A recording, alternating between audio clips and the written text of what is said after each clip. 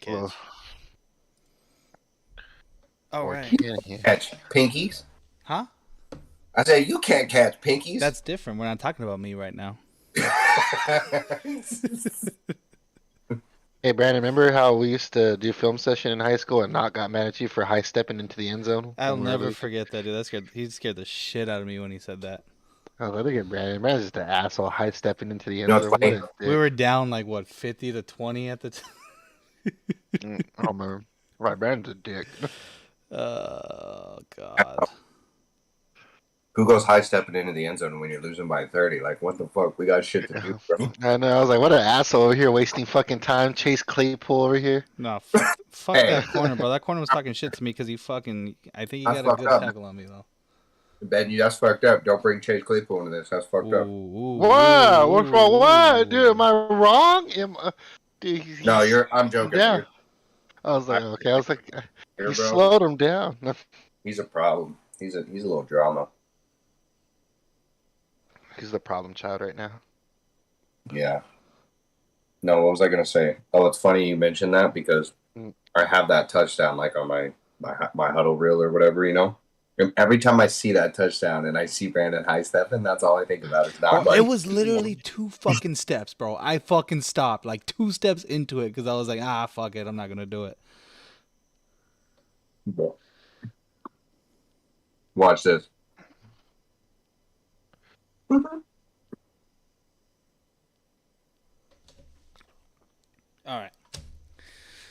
All right, we gotta get a lot to talk about today, man. It's gonna be nice. Did you already start the live stream? Yeah, on YouTube? live's on right now. Oh God. It's fine.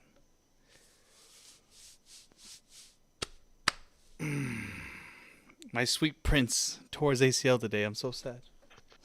They were saying it's still intact. Hopefully, fingers crossed. Hopefully, yeah, hopefully. Who did? Zach Wilson.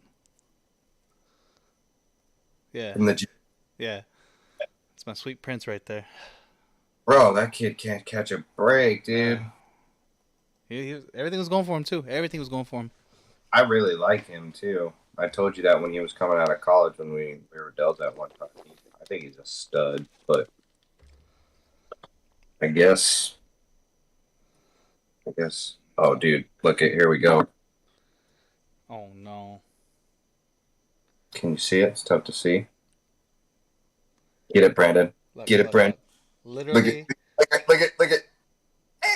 not even. Yeah, 2 steps. Got my ass chewed out. You're totally. I gotta see it. That's some thing.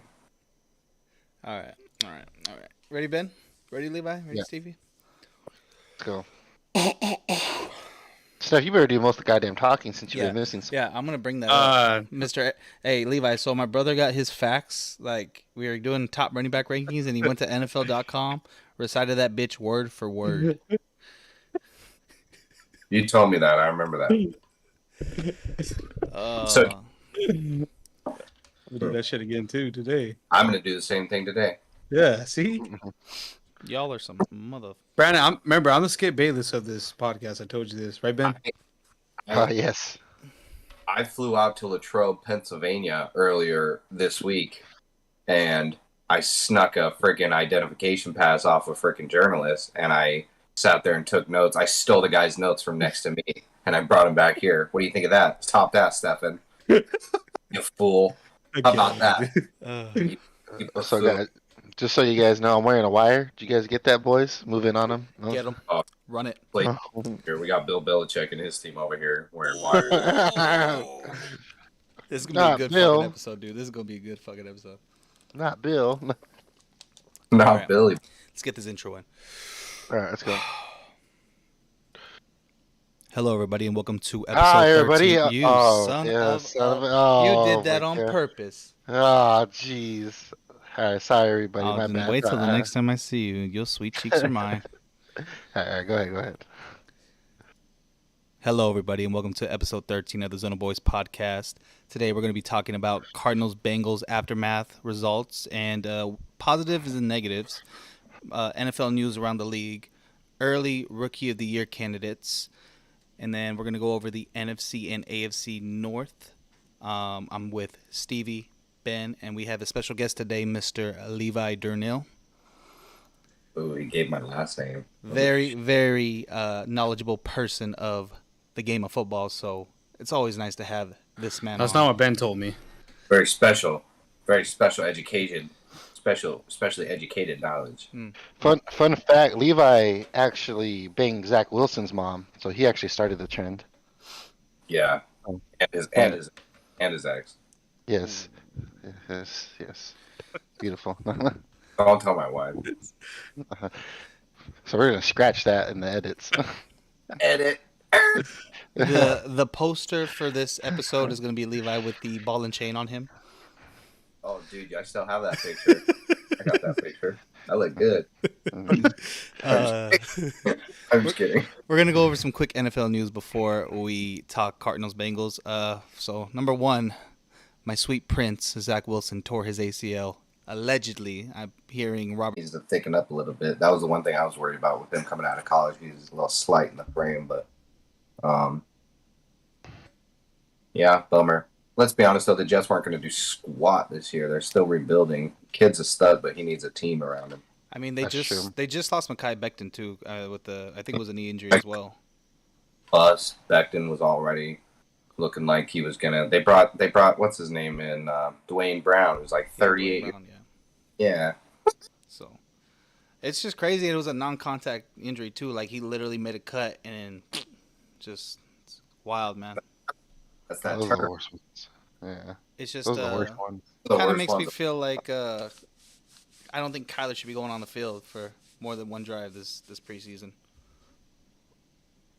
And believe it or not, I think. I mean, I'm no doctor. I clearly asked my two knees. Yeah, damn. I think the more volume, I think the more hitting, the more volume, the more obviously, if it's you're getting bruised up pretty bad, then you got to sit it down. But I think the more volume that you're putting your body through, the more there's muscle memory. Yeah. Muscle memory. No, 100%. I don't know, man. It's just crazy out here. I mean, you see a lot of things happening. It's a game of football, though. You can't really do anything about it. If it's gonna happen, it's gonna happen. You can try to prevent it, but at the end of the day, Our beautiful Prince, though, down. The only good thing is, if he has to sit out the year, it gives the Jets another year to like build around him. You know what I mean? At least they have Joe Flacco, the GOAT. Just getting ready to take Joe Flack. Joe Flack. yeah. Good old Keanu. And we're all forgetting about Mike White. Did they re-sign Mike White? Like he's on the team, right? Mike think White. so. Don't even say that. Mike White. Bro, Mike White led that team to a win against the AFC champions Bengals, bro. And so did Charlie Batch. Damn, bro, you had to say that. Damn, man. What the hell is that? Yo, why are we going there, man? It's So before did your time. Cordell Stewart. Oh. God damn. Do this all day, bro. why you bringing the bullshit, man? Yo, Cordell's a stud. Don't talk about my homie like that. I grew up next to his grandmama on the east side in Pittsburgh. He's a nice guy. Anyway, So, I'm just Mike White. I mean, Joe, they're scrubbing it with Joe Flacco. Let's be honest. So, yeah, it's crazy. I don't know if it's just me. I don't want to side note, but growing up, I felt like there were so many. Obviously, the era of all the good quarterbacks just left, but I felt like there were so many good starting quarterbacks, like even like the mid caliber. Now you're like struggling just to get a guy who can like lead a couple drives. It seems rough these days. I don't know. The game of football's we said it when we were young, Brandon. It's a defensive game. You can shut down the offense. They're making it harder these days for offenses to make it happen. that's why when people get a good quarterback, they try to keep them, and that's why these quarterbacks ask for money so quickly because they know their value around here. If they're able to dissect the defense and kind of, God damn, dude. We sound old. Back in my days when we had the best QBs. I love it, though. I'm just gonna put a quick. It's not really news, but Deshaun. I don't know if you saw the tweet or the video of it. He gets the. Too much massage oil? No, he said they started chanting "You sick fuck." Yes, I saw that. That's What? At the game? yeah, like at the game, like during the preseason game, like they were just chanting that, like every time he was on the field. Whoa. Everybody There was also a thing where he overthrew a pass and the caption said when you put on too much massage oil on your hands. Yeah, I saw I was that. like, oh, that's fucked Yeah, up. that brings a totally new meaning to sixth man. Totally new. Jeez. Dude, That's he looked so- like cheeks out there in his first game. I mean, it's his first game in what, like 17 games, 18 games? I'm a firm He- believer that the Browns are the sorriest organization in sports. Yes. No, Like for just- sure. Yeah. It was his first game, but I'm pretty sure Levi would have went out there and threw a 60-yard bomb first play. I'd rather go play baseball for the Toronto Maple Leafs. Like, for real. That's a hockey thing, Brandon. They play hockey in I Toronto. was like, wait I a did not minute. know that. Thank you. like Quidditch? No. Oh my gosh. Alright. More injury news. Drake London left the game with a knee injury. It's kind of crazy. You know, really high potential wide receiver that the Falcons are looking to kind of build on with Marcus Mariota and Desmond Riddler at quarterback. So Riddler? yeah, The Riddler? The Riddler? the Riddler, the Riddler? Desmond Riddler, buddy. Desmond Ritter. Riddler led the Falcons to a win against the Lions this preseason. Bro, Desmond Ritter. It's not Desmond Riddler. It's Riddler or Riddler. Ritter. Ritter. Ritter. Oh, R-I-T-E-R. I thought you were talking about the villain from Batman. That's what I thought you were talking about. I thought I was saw like, L in there. My bad, guys. I thought I saw L in there. Yeah, dude, I was gonna say we're talking about the DC universe now, or what? We're a DC podcast now. More Yeah. man. So, But yes. Damn, I didn't know Drake went down. I didn't see that Yeah, shit. first catch. yeah. Catch of the game. It was like third play for the Falcons. First drive. It was like his first catch of the game. I saw that. What'd you think of Ritter? Did you watch that game? I watched some highlights. I thought he was pretty decent. I didn't really see too much. Like I was just flipping back and forth because the before the Cardinals game, like they had that game on. So I'm studying these, like Malik and Desmond. I'm watching them hard because I don't know, man. I think I like Desmond more than Malik, honestly. I think the Steelers made a bad choice with the Kenny Pickett pick. You gonna talk about that later, dog. Oh, we can't wait for that one. Yeah, we'll see. About to get Don't get me spicy. wrong, Kenny Pickett, if you watch this, we can throw some route trees, bro. I'll throw some route trees. Let's do it, Kenny. You better grow some TDs, Kenny. Gotta grow them hands first, bud. Yeah, no. And then Trey Lance looked good too. They showed that bomb that he threw to Yeah, I do. Trey Lance I liked him a lot too. I thought Trey Lance was Yeah, dude, he did really good. What was his stat line today? Do you guys know? Was it like 4 for 5 or something like that? Yeah, they only had him out for like one drive, I think. So he threw a bomb though, didn't he? yeah, he threw a bomb. Yeah, to I see him having a Josh Allen type of trajectory, 100%. He's got that raw talent. I love Josh Allen coming out. So I don't know why people skip on these guys these days because like I remember when Ben came out for the Steelers, like he was raw. He was just a big dude that could run around and throw, but he had some issues like with accuracy and control and decision making. Sounds like Josh Allen. yeah. Just refine that. Because And that was Josh Allen 2018, bro, 2019. hey, Like, look at find that and you sharpen that and you get the release, you get the ball out quicker, you get their reactionary, you get them reading the defense pre and post snap. Like it's pretty easy stuff when you have the talent, I think. But these days these coaches they should At Kingsbury. they should you heard it here first, 49ers fans. Trey Lance, the next Josh Allen. As a Cardinals fan, I do not like hearing that right there. He went 4 for 5 for 92 yards and had a 76 touchdown pass to Danny Gray. Oh.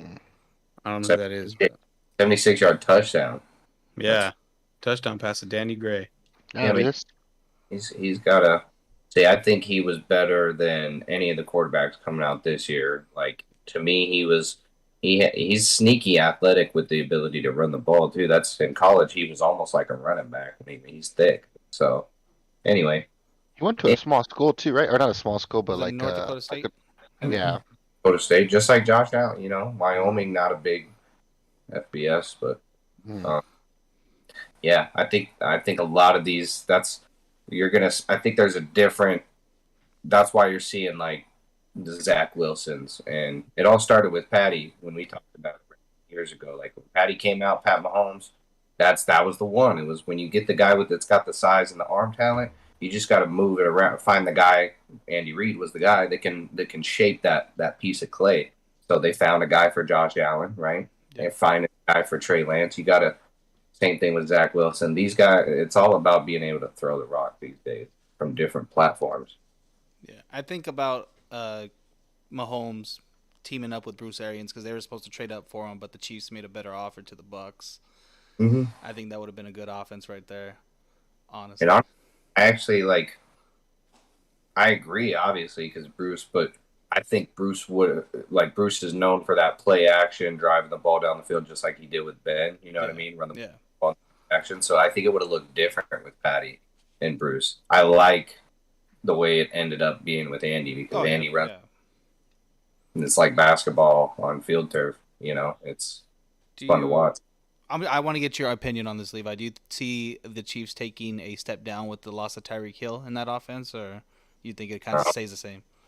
No, I think people are going to see. Well, for one, that's Sky Moore. That's who I thought the Steelers. I mean, I'm glad they got George Pickens and the Calvin Austin kid. The Steelers hit home runs every year, but Sky Moore, dude's a stud. He's going to be a stud. And then they've got other pieces around there. I can't remember. Didn't they bring somebody? Oh, they brought Juju. Bro. Oh, yeah. Forgot about Juju. Yeah. Yeah, they brought Juju in. Sky Moore is going to be a shock, I think, to a lot of people in his ability. They've got some other guy I can't remember. MVS. Valdez Marquez, Valdez-Scantling. Like, dude, when you look at Tom Brady and the guys that Tom Brady has done it with, I mean, people would say you can't call Pat Mahomes Tom Brady. You can't really call anybody Tom Brady, but a good enough quarterback can win. You know what I mean? Simple. All right. So we're going to get into the Cardinal Bengals section of this podcast. Did any of you guys watch the game fully or at all, or? I just watched the first quarter or mid second quarter. All right. It's all right. I like how Trace McSorley looked today in the offense. Oh, Ben's gone. We lost him. We lost Ben. He'll be back. That Greg Dortch catch was nice too, and the throw was nicer. Oh yeah, around the Greg money. Dortch, right? Greg Dortch played so good. They're saying the Cardinals should trade Rondale Moore in a second round pick for Roquan Smith right now. I don't think they should, but I didn't like how Marco Wilson got burned by a fourth stringer though, third stringer. They won't do that. So the number one Collins, the number one take I had for that was basically Vance Joseph can make the pass rush look good. He can scheme it up to where he can make anybody rushing the passer look good, and it was crazy seeing. I mean, it wasn't against one, so I couldn't really. Preseason's all just seeing the explosiveness on guys and seeing how they get to the ball, in my opinion. And I just saw Victor. I can't pronounce his last name. Oh, Dikumiji or something like that. Is it number 52, right? Yeah. They said he had the same body type of freaking James Harrison. Levi, your audio's not coming out. Hmm? Okay, there you go. I saw your audio wasn't coming out. Oh, yeah, I know what you're talking about. Dikemji, yeah, stocky dude like James Harrison. Yeah, that's he looked. Big ass arms. arms. He looked explosive. He looked big and fast. Jay Sanders, he was always in the backfield when I was watching him rush the passer. Cameron Thomas did all right. I want to see more from him. But yeah, Zaven Collins looks lost. And Levi, you told me this too when the Cardinals drafted him that, why did we take a linebacker so early when we drafted Simmons the year before? He just looks lost in middle linebacker. They put him at outside linebacker because he just wasn't able to just see the field. Me, it didn't. It was not just the fact that, and that's why the Roquan Smith thing ain't happening, because they got so much drama with the Kyler Murray thing and what was in his contract, and they pulled it back out of his contract. If they took 2 linebackers in the first round back-to-back, and now they got to swap one of them and give up a receiver they just drafted who looked promising last year, all to go get Roquan Smith. They're just looking like they don't know what they're doing. And you see that they know what they're doing because they pick good guys. You know, we got Buddha, you got Byron, you got Kyler, obviously. They've drafted Rondell Moore. They've made good decisions, but then they make decisions that you're like, who told you to do that one? Because honestly, bro, fuck, your guy Najee Harris and Caleb Farley were there at pick 16, last year. Why?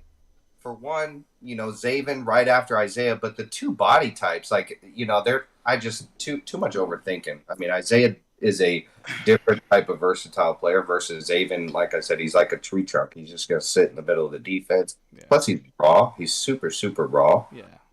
So you pick 2 raw middle linebackers to man your defense in the NFL. Like it's just not. I don't understand. If he was playing the run better today, I wouldn't be so concerned. But he was just getting washed by the guard every time it was a run, and I'm just like, we can't. What are we gonna do? Yeah, and when you're that big, 6'4", 2, and the dude put up freak numbers at the combine. That's why they drafted the freaking Jews. But you're getting moved by linemen that my take is Andy Isabella and maybe 2 second-round picks for Roquan Smith. They gotta get Andy because Andy just doesn't have a fit in their offense. I don't think. I think like today they showcased Andy so much. He was doing so much on the field, and I think they were showcasing him for trade value. My opinion. Oh, did they? I'd have to go back and watch that. I mean, he did really good. I don't know if they were like purposely showcased, but I kind of saw it as like. I mean, I thought when he came out, I was like, yeah, that kid's fast, but I just didn't say anything. Just remember, we didn't take DK. We took Andy Isabella, the pick before DK Metcalf, dog. Oh. That's why I'm worried. That's why I'm watching so hard on Desmond Ridder and Malik because, trust me, dude, you can ask we were sitting in the bar watching that draft live. Ravens traded up right before the Steelers. Wasn't it the Ravens or was it the Saints? I think it was the Saints. I think it was the Saints. Yeah, see, I remember stuff, dog. Saints traded up, and I was like, oh, they're taking Malik. I was like, they're taking Sean Payton. They're taking Malik, bro. And they didn't. And I'm like, here we go. Pitt, we're going to get Malik. And they drafted Kenny Pickett. And I'm like,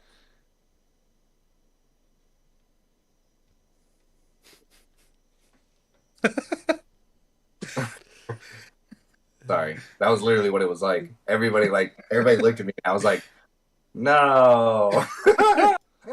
I was like, what? I don't understand. You have Mitch Trubisky. Why do you need Kenny Pickett? He's the same. Let's move on. Sorry. No, I like this. I like talking this, but watching Twitter and I'm watching Malik. I mean, everybody. The minute I saw Malik reverse that little 7-yard touchdown yesterday, and when I saw him run into the sideline, I was like, I didn't think he was getting in, bro. I was sitting there just watching, just kind of puzzled on, is he going to try for that? But when he broke that plane, dude, I was like, oh, man. And then he threw that bomb, and I was like, oh, man. I don't know. We'll see. And Ridder looked exactly what I thought he was going to look like. I think Ridder has potential to be better than all of them because the dude threw for over 10,000 yards in his career in college. Yeah. Almost 100 touchdowns. Like, he was... I don't know what I missed on him that clearly all the NFL evaluators didn't like about him, and he went all the way. Just same thing with the other ones. I didn't think any of those quarterbacks were lasting into the 3rd round, but I don't know. I guess it's a different time now in value. It's weird, but I think Desmond Ridder is. I don't see how he doesn't take Marcus Mariota's spot. He's the same thing as Marcus Mariota physically, but he has more potential and he has more time. Yeah. Definitely higher ceiling than Marcus Mariota right now. So 100%. And his production as college, as big as Mariota was coming out of college, if you look at the stats, Ridder's production was better. He had more yards, more touchdowns, more accolades. I mean, he just put up better numbers than what Marcus Mariota did in college. So it's weird to me. Like, why are these days like we just talked about with the Josh Allen thing? You go back 12 years ago, Josh Allen coming out of college, they'd be like, "Yo, that's Ben Roethlisberger." Yeah. 6'5", 235, 240 pounds. That's Ben Roethlisberger. Like, but Josh Allen can run the ball a lot differently than Ben, obviously. But I don't know. I think it's weird to me how some of these evaluators go, "That's the guy right there." Everybody's saying that Kenny is supposed to be, I don't know. Someone said something about Kenny Pickett being Joe Burrow, and I haven't heard that comparison. you didn't see that? No. Yeah. I watched this.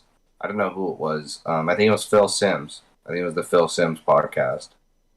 I might be wrong. Phil Simms, ex-quarterback for the Chris Sims or Phil Sims? probably Chris Simms. Sorry. Um. Yeah. See, I try not to be on it, but yeah, dude. Somebody definitely. If it wasn't Chris Simms, somebody definitely recently in the last month compared him once or twice to like Joe Burrow. I was like, where do you see that? I don't know. I'm worried about the Kenny Pickett thing. I'm still worried about Trubisky. We'll see what he does.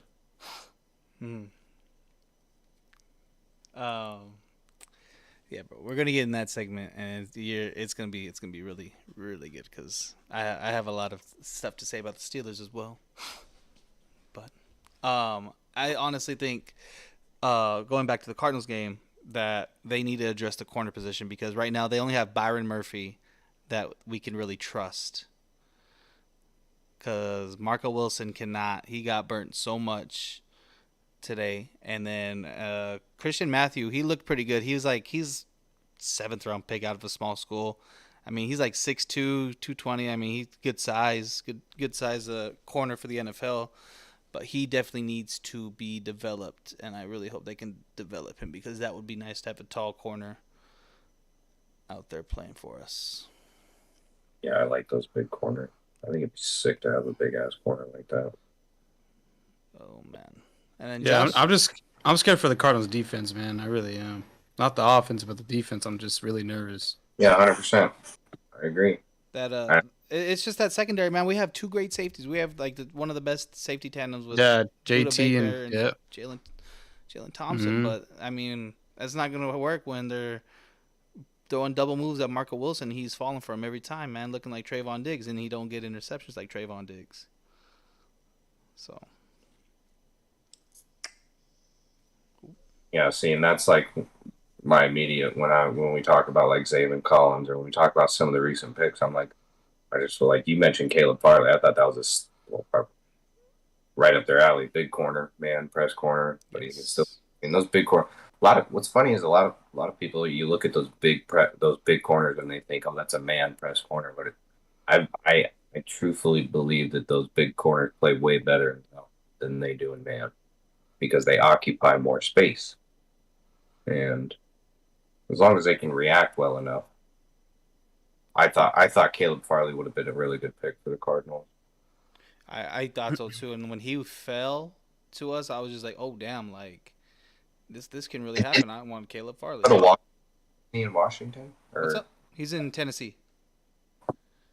He was at Tennessee, is that right? Oh. You're talking about college or you talking about where he got drafted to? In college, he was in Washington. Oh, Virginia Tech.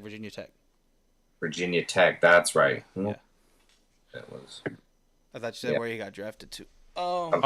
Is there any like available corners that Cardinals can use, like sign or something?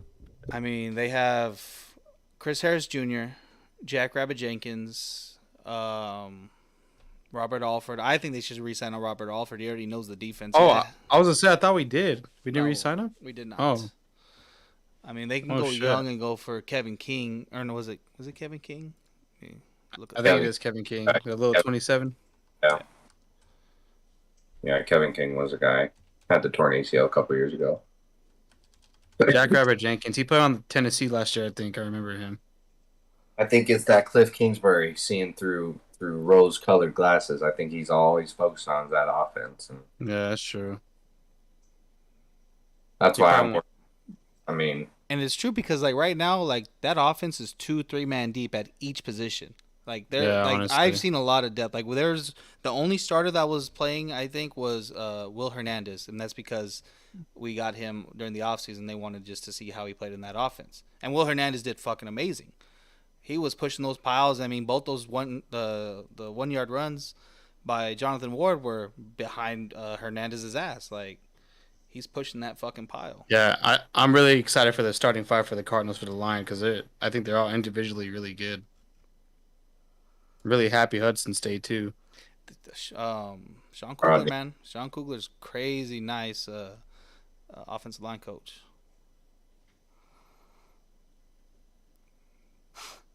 And then Humphreys too. I'm glad we extended Humphreys. So the Justin Pugh. available corners that I would take are Joe Hayden, Chris Harris. Joe Hayden's still available? Yeah. That's who I was say. I was like, isn't Joe Hayden still on the market? I'd go for Joe Hayden, honestly. Not bad.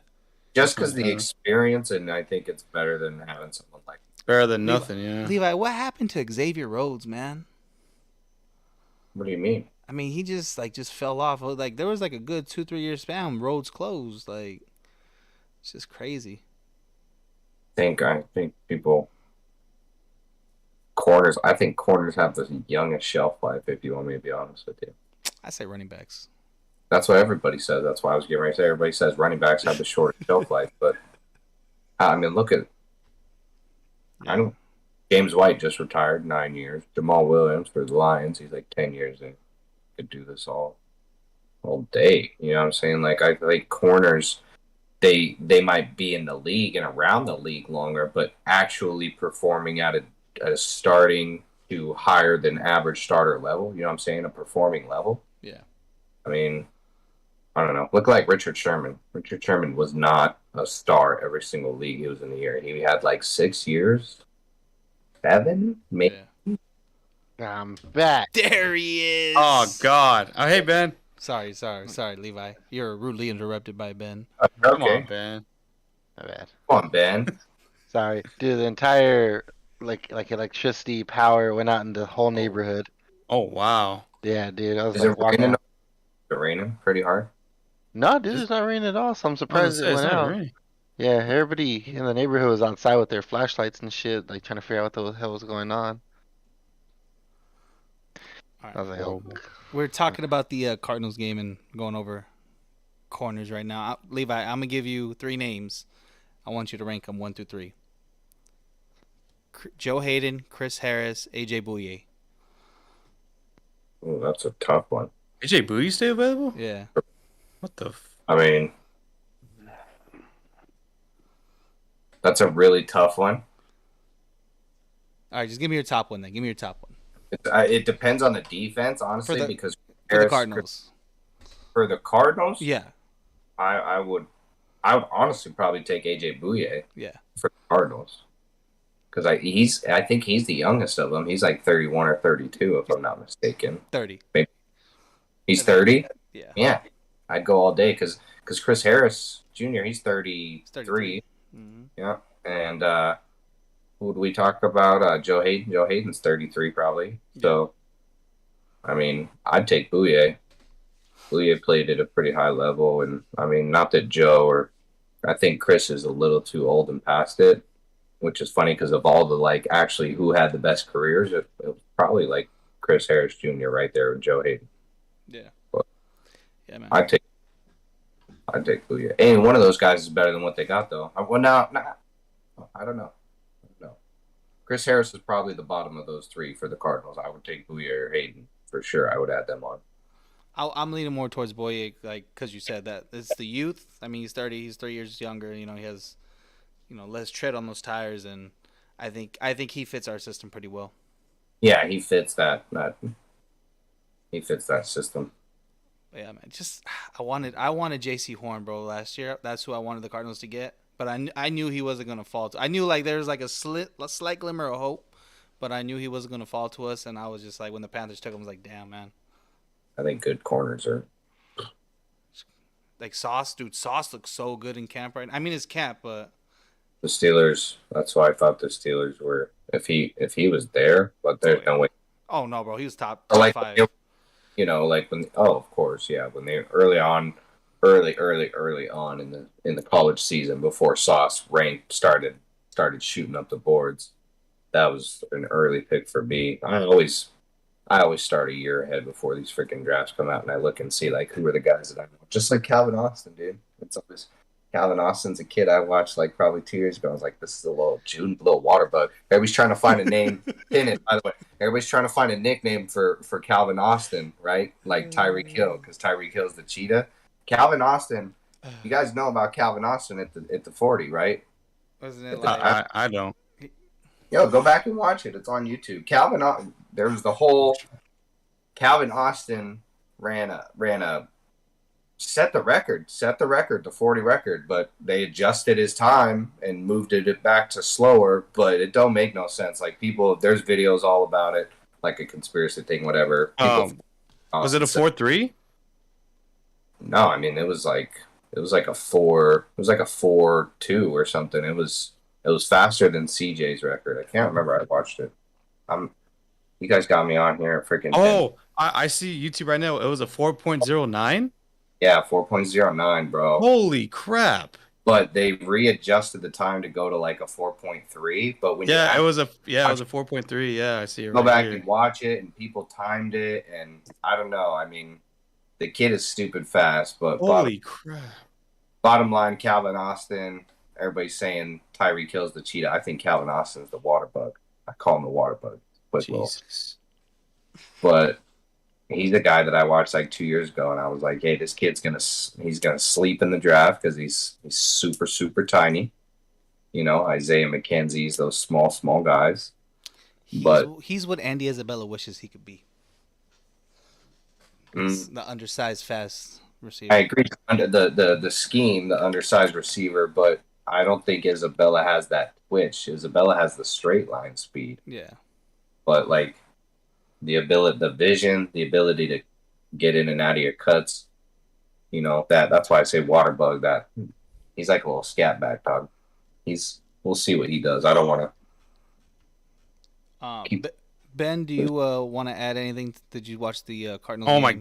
Levi went frame by frame on the video. It was like 4.09 exactly. That's insane. Dude was fast. You have to go watch him. What the he's stupid fast. I mean, all the Steelers reports, they're already like, yo, Calvin Austin, the fastest kid on the team. I mean, I just saw a video of him returning a punt when he played for Memphis, dude. He was gone. Outran everybody. I mean, he's just he's ridiculously ridiculous. He's going to be the little sleepy. It'll take him 2, maybe 3 years to get to his max, but I think he might be something good. Anyway. Ben, are you there? Yeah. Okay. Do you want to add anything before we move on from this Cardinals game? Ben, are you safe? No, I'm safe. I'm just like trying to get all my shit back up. No, I mean the only thing I was gonna just know about the Cardinals game is Trace McSorley playing really good. Oh yeah, how do we forget Trace McSorley and Guantanamo Bay, man? Freaking! I told you, bro. He did good today. Yeah, dude, 13 of 22, 160 yards passing, a touchdown. Dude, you look pretty good out there, and man. Kingsbury went under center. Yeah, he went under center. He looked very calm. He looked like he's been there, like running this offense. Escaped pressures, broke so many tackles. Dude, he threw a dime to Andy Isabella getting out of the pocket. He threw a dime to Greg Dortch, bro. Greg Dortch, bro. Bro. Dude, okay, you guys know who Lou Dort is? Yeah. Okay, OKC legend. I'm just gonna say yes, OKC legend. I was gonna say if Greg Dortch were to somehow come out in the NFL regular season and just like light it up, I would steal Lou Dort's nickname and give it to Greg Dortch. Call him the Dortcher Chamber. Oh, the Dortcher Chamber. Oh yeah. God. Nah, Ben. Nah, stop right there. You from the group real fast. Stop right there, Ben. The Dortcher Chamber. I'm sorry, Lou Dort. I love you, man, but I'm gonna steal and give it to Greg Dortch. Get that tattooed on your chest. All right, we're gonna move get on my ass to the AFC North predictions, so we can get Mr. Levi Durnell. I know it's past his bedtime. I don't want to. My bedtime. You're the one with the kid, baby. What the hell? I never sleep. Yeah, man. I'm gonna start with the guest to give us his rankings of the We starting at AFC North. We're gonna starting start at 1 or starting at 4? 4. Number 4. It's all you. Me? Yeah, you have the floor. Number 4 definitely got Cleveland Browns. What? No, I'm just kidding. Definitely got Cleveland Browns. We're talking how they're going to finish this year. Or can you still hear me? Yeah. You're talking how they're going to finish this year, right? Yeah. It's all predictions for this year. Yeah, they'll finish last for sure. I think they'll finish. I don't see the Cleveland Browns winning more than 5 games. Yeah, no, for sure. And then like with the Browns having Watson out too for 6 games in a competitive division, I mean they're not going to come back from that. No. So It's only going to be even worse if Watson's out for the whole year instead of just 6 games. And it's already a fact, dude. It's a done deal. He's out for the year, bro. I'm calling it. Like I'm sure other people have pinned it too late. It's a done deal. Like if the guy's out for 10 games, they're not winning. They're not winning 10 games. They might win 10 games with him starting the year. You see what I'm saying? Yeah. Well, they're saying he's out 6, right? But the commissioner's going back to try and get it for the full year. And even if they don't get the full year and they end up raising it to like 10 or if they raise it any more than the 6 already, they're already through to 6. That's what I'm saying. Like they're already got an uphill battle. I've been saying 12 is fair. I think 12 is fair. 12 games unpaid because the games that he got last year, he was out for the whole season, but he still got paid. So everybody's like, oh, he was already out a full year. I was like, no, but he got paid still, so it doesn't count. Like, yeah, I think 12 games is fair. So when Deshaun Watson does come back, do you think him and Amari Cooper are going to have a connection, or do you think the Browns are just going to be shit still? I mean, it's like they're so unpredictable as a franchise that when you ask me that question, the first thing I think about is like, who knows what happens a year from now if Deshaun Watson and Amari Cooper are still both on the Browns and get a chance to play with each other. That's how I feel, dog. Like that's how unpredictable they are to me. There's so much like chaos in their freaking organization that it's like, do I think that Deshaun Watson and Amari Cooper could be good together? Absolutely, but like, who know? Like, watch Deshaun Watson get suspended for a year, come back, Amari Cooper get hurt, and then Amari Cooper come back, Deshaun get traded. You're like, well, that never happened. That's how. Do you think it was a big mistake of them trading Baker Mayfield away? Yeah. I mean, I didn't think Baker was anything special, other than things that I've done or I've seen or people that other quarterbacks have done and seen. Like he's okay, but he's like if you were the Browns, would you have just like kept Baker and ran with it instead of trying to trade? I wouldn't have gone out. I would have explored options away from Baker Mayfield because at the time, like where they were at in his contract, that was the right time to do that, to explore other options, or they had to pick up that 5th year. But to go for Deshaun Watson, like to go for that guy it makes no sense. You just gave away the only guy that's helped you get to the playoffs, even though I might not think he's that good. He's the only guy that's actually helped you guys do anything with your franchise in the last who knows how long.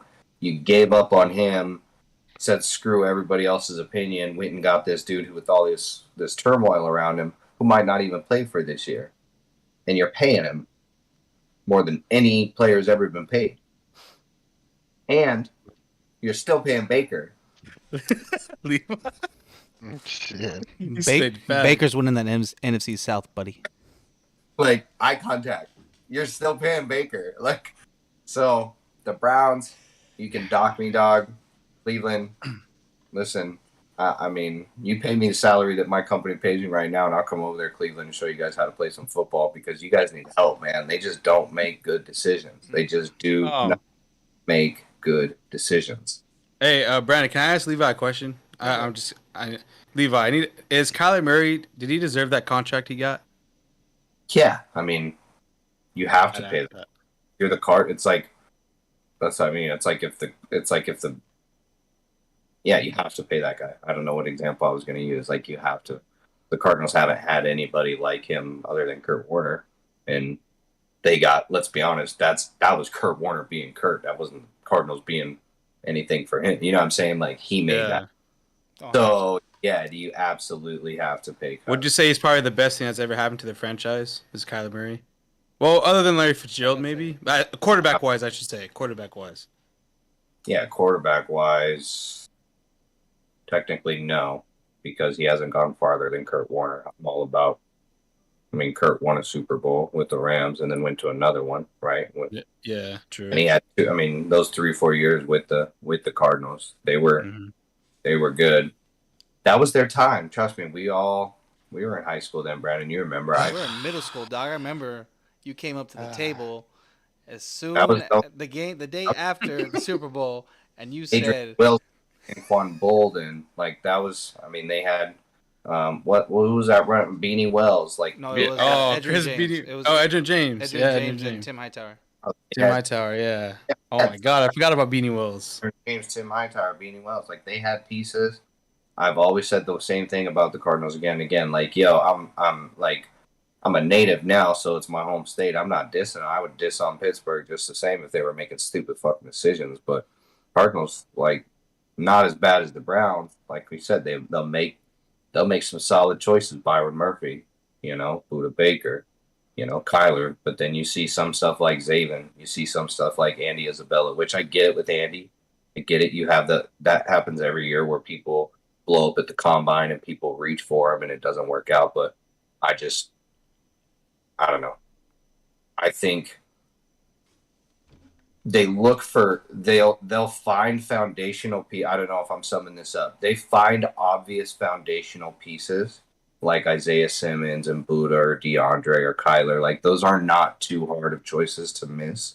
Yeah. But the ones that they try to gadget, like Rondell and Andy, like they had to trial and error that. You know what I'm saying? They're not they're 1 for 2 or 1 out of 3 on picks like that because they'll take it in Isabella and they're like, he's not that good enough of a gadget. So then they go again at a Rondale Moore and they're like, that's the one. He's the guy we want.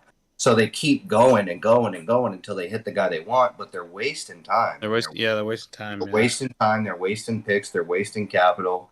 These windows, it's a chessboard. You put these pieces together like you're strategically playing a game of Battleship, and I feel like they very quickly like go for those big targets, and those are easy targets. But those ones where they try to like piece in, sometimes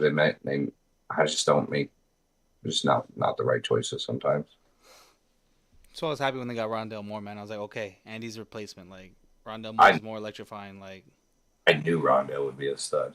I knew it. That's why Calvin Austin is like Rondale Moore. And if you want to be honest with you, he's more explosive than Rondale. He didn't have a knee surgery either than Rondale. So, I mean those guys. I love guys like that. I've always loved guys like that, gadget guys like that. Growing up, we loved those quick little jitterbugs, dude. You loved being able to get guys balls like that. But remember Braxton Miller? Yeah, Braxton Miller was a stud, bro. Put that spin move on at Ohio State, looked like Mike Vick. You know who Braxton Miller is these days? Paris Campbell. Yeah, that's what I'm saying. I'd say. It's just rinse and repeat, rinse and repeat, rinse and repeat. So for me, like, I don't know what it is, but there's this instinctual thing that I'll feel when I watch a certain guy, and I can tell, like, yo, that guy's. It's just like when I watched Patty, just like what's his name, Jameson Williams for the Lions. I hope Jared Goff can put the ball in his hand. I hope they can figure something because Jameson Williams, dude. That kid, said twice. That kid's a scary athlete, bro. But I don't. And then, like, as soon as the Lions, like, I think when the Lions got him, I think that's when the Cardinals started calling the Ravens for Marquise Brown because I think that's who they wanted. I would love to throw the ball to Jameson Williams, dog. Like that kid. I mean, I would love to throw the ball to any one of them NFL receivers, obviously. Like, but yeah, that kid's got just like George Pickens. I mean, there's something special about some of these kids that come out. George Pickens, Jameson Williams, though, I think he's gonna be a stud.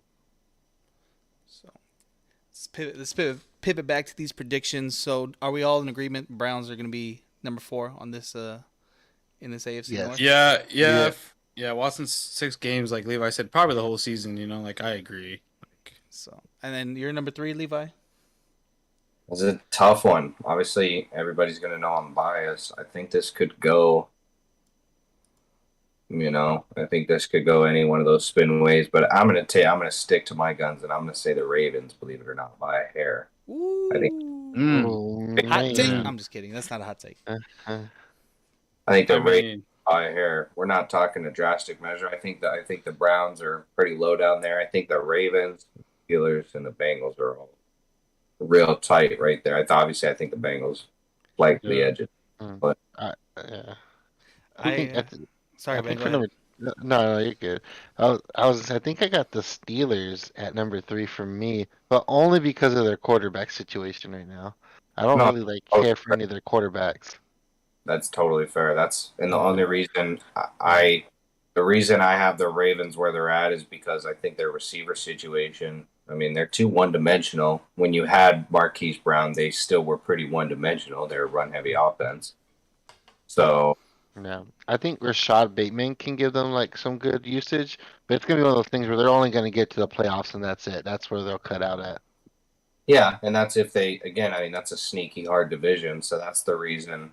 Like just growing up watching that division, when you get into those rivalry games, even when it's just like last year when we played like the Bills early on in the season. The Bills should have handed us our licks, but we beat the Bills and gave Josh Allen his first loss. I think it was their first loss.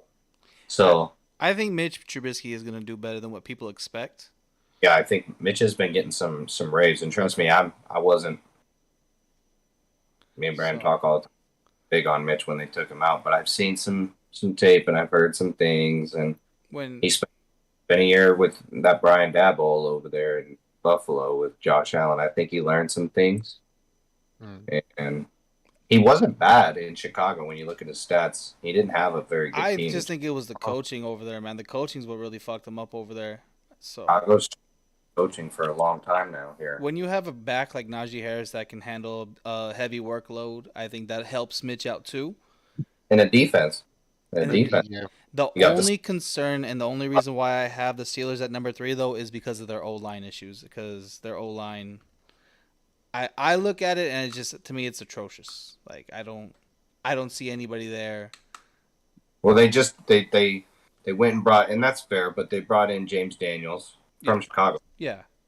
who he was a highly, highly, highly touted guard center combo. I mean, I don't know. We'll see. Yeah. Obviously, I know we're biased. Like I said, I know Yeah. I'd be looking like I'm biased. Mhm. I Yeah. go on instinct. I think if the Steelers or if the Ravens didn't lose Marquise, I would have them there. I would have them there, and I would probably keep the Steelers down at the bottom. But No, that's fair because you have actual facts to help, prove your argument between the Ravens and Steelers. So yeah, it's really close. It's really close. That's why I say, like, I think when it comes to them playing in the city, because obviously we played twice in the year, I think we're gonna get them once, and I think they might get us once. you We'll guys see. always have their number though. That like every time you guys have the Ravens number, like it's just Even when we know we should lose a game, I mean, the Steelers, they find Mike Thomas, that Mike Tomlin blood, man, knows how to scheme it up when he's going against a team who he knows maybe has an advantage. So when you got T.J. Watt, you got Cam Hayward, we got some other pieces. Minka's so rated, so underrated. You think he's underrated? I feel like he's up there, man. I don't think people talk about him enough, Ben. I honestly They don't don't. talk about it. People are Yeah. still talking about like Justin Simmons. People are still talking about Tyrann Mathieu, which is great. I loved Honey Badger. He was like, I was the one that raved about the Cardinals taking him and was like, yes, good pick, Cardinals. Like, it's okay. The dude has some issues. If you can fix his issues, you got a generational talent, like what they had. Anyway, Tyrann Mathieu's 34 or 35 years old now. He ain't the best safety in the league. I don't give a crap. I want your But he was- opinion because everybody's all hype on Justin Simmons. Would you rather have Justin Simmons or Buda Baker? Buda Baker. Thank you. That's what I'm trying to say. Like, I Skyler, think that- book Thank it. you. guys that go underrated. Buda Baker is a fearless tap. I would let you talk from Buda. Like me and Buda are one and the same. I know. Yeah. I would ride with Buda all day because he's my type of, like, Justin Simmons is a great safety. Justin's more of like a Danny Robbins type safety. He's a free flyer. He's gonna fly around, catch some ball.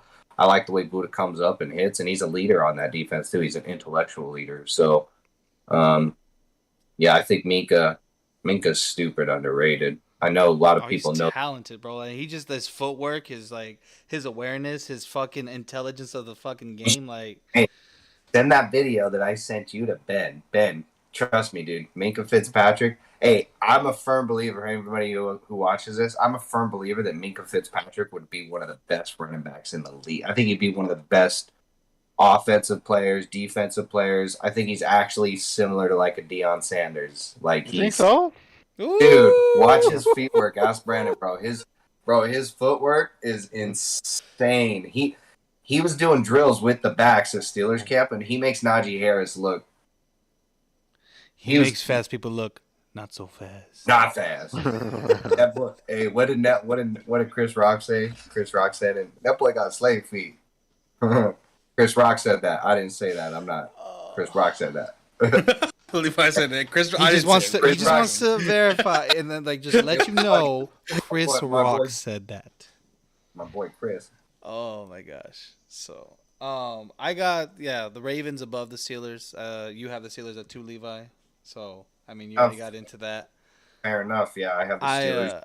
I just think Thinking- the Ravens are like sorry, I'm interrupting you. I just think the Ravens have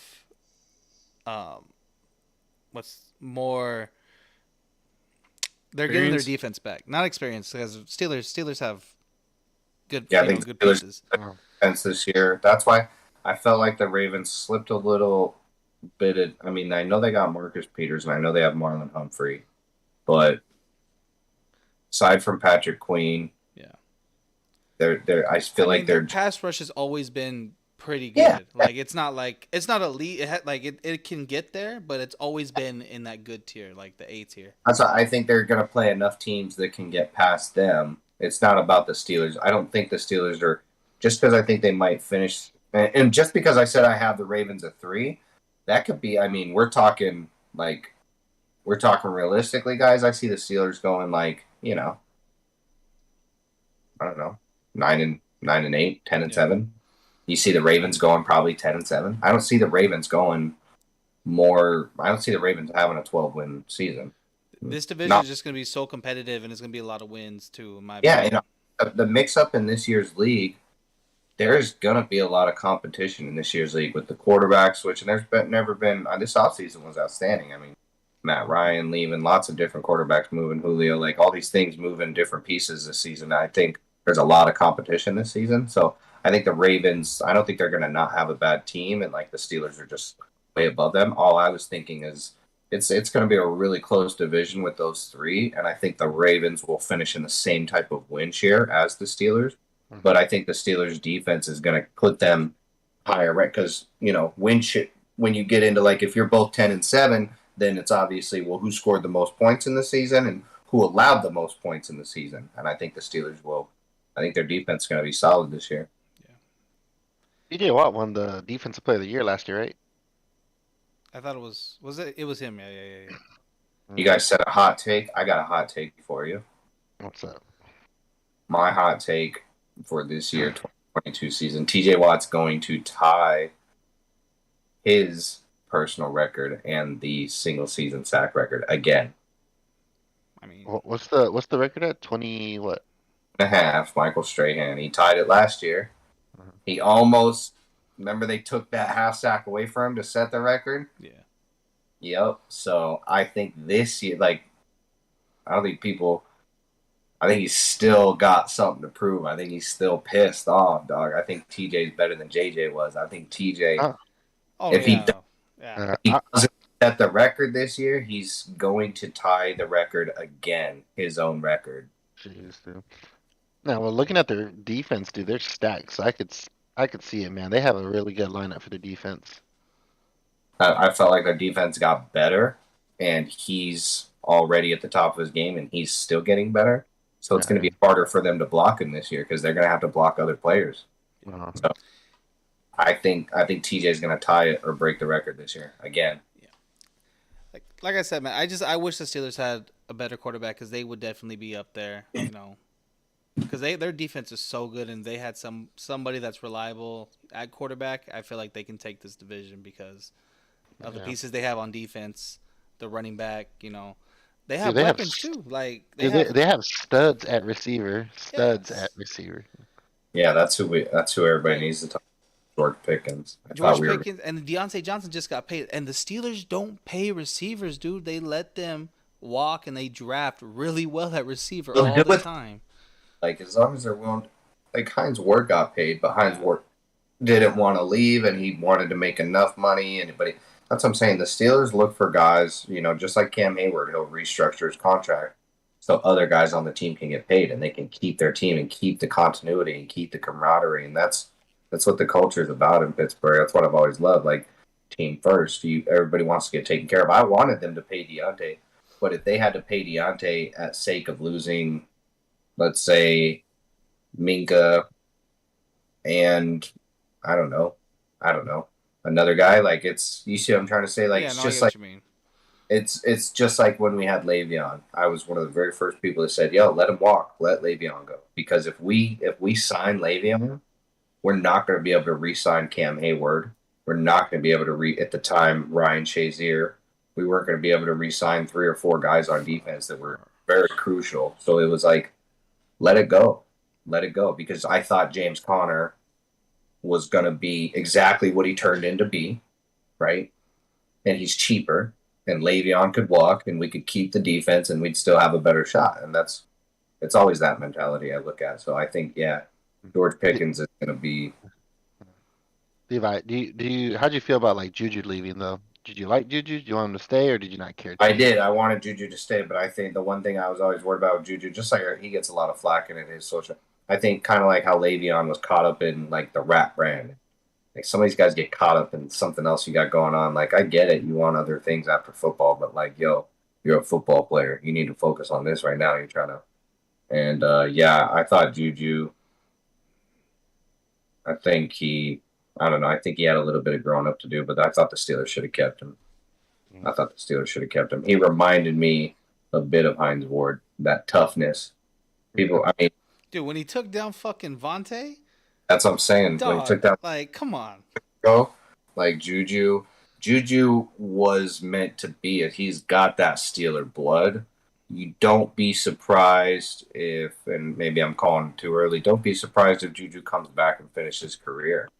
Similar to like it's not Antoine Randall. Guys that have came into the Steelers and finished their careers at the end. Jerome Bettis, Yeah. Antoine Randall, Rod Woodson, number of guys that have come in and finished their careers at the end of the year with the Steelers. I think Juju comes back at some point because he's just got that. He's got that grit.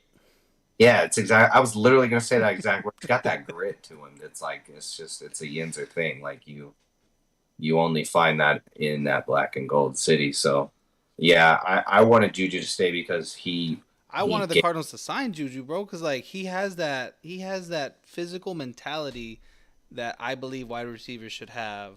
Like you have receivers that are divas and don't want to do shit and want to be, the flashy Odell Beckhams, yeah.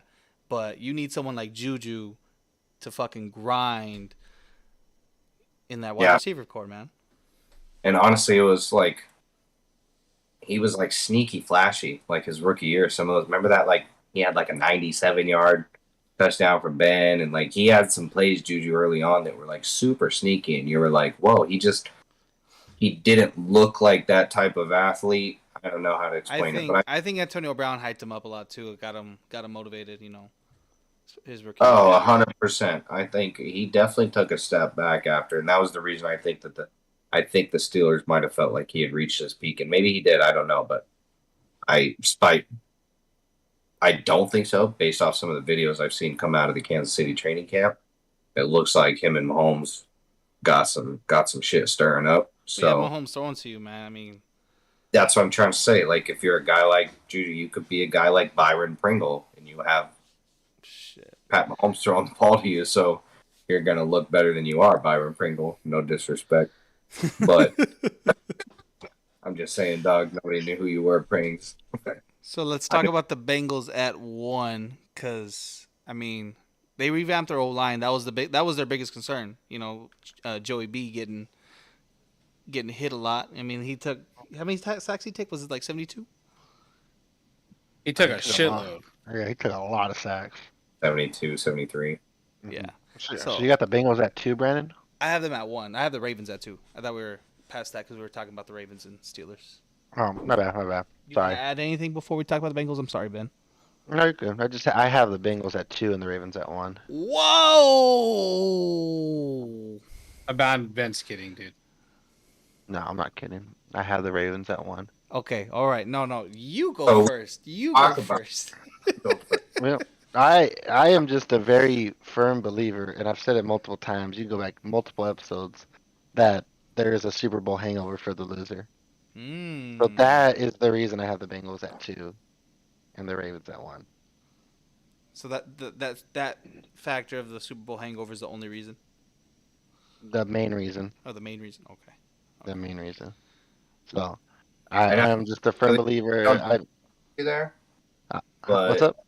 I don't disagree with you there. Obviously, Super hangovers, but looking at the pieces that they have, they're just too young. I think they're too young.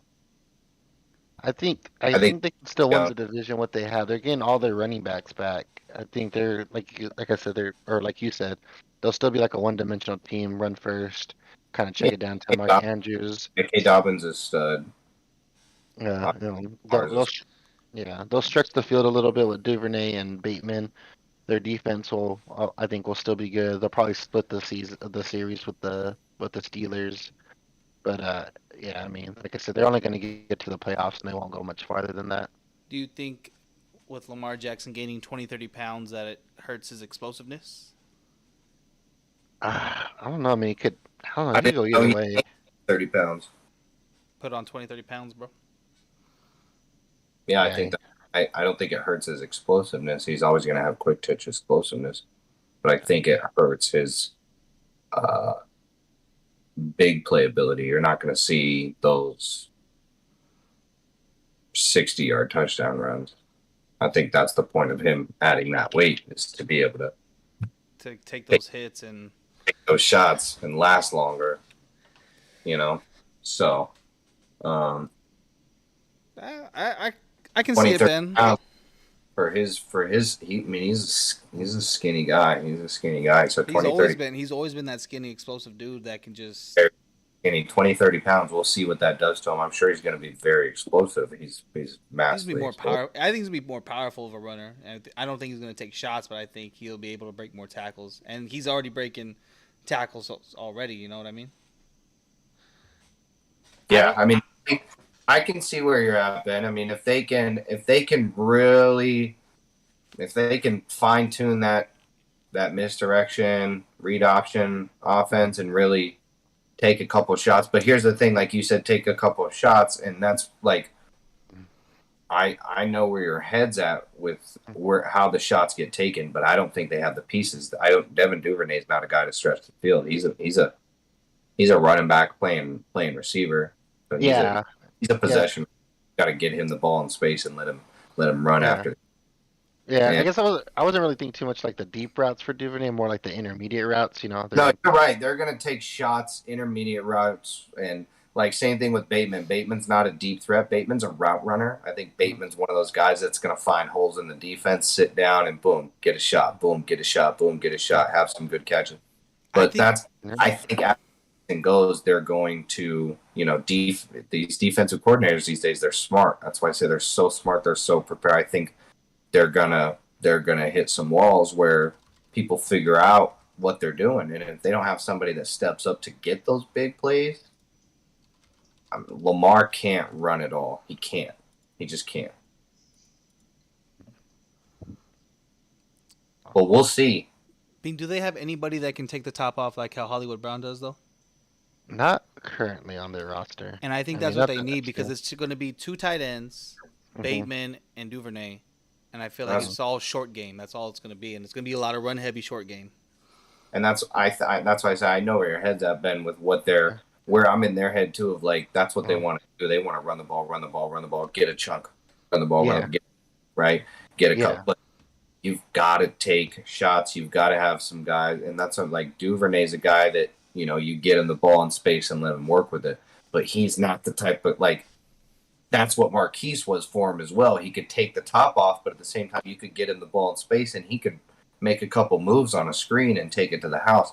I don't think Duvernay can do that, and I know that Bateman can't do that. So that's my only concern is they definitely have the pieces to be able to run the ball, and take the shots.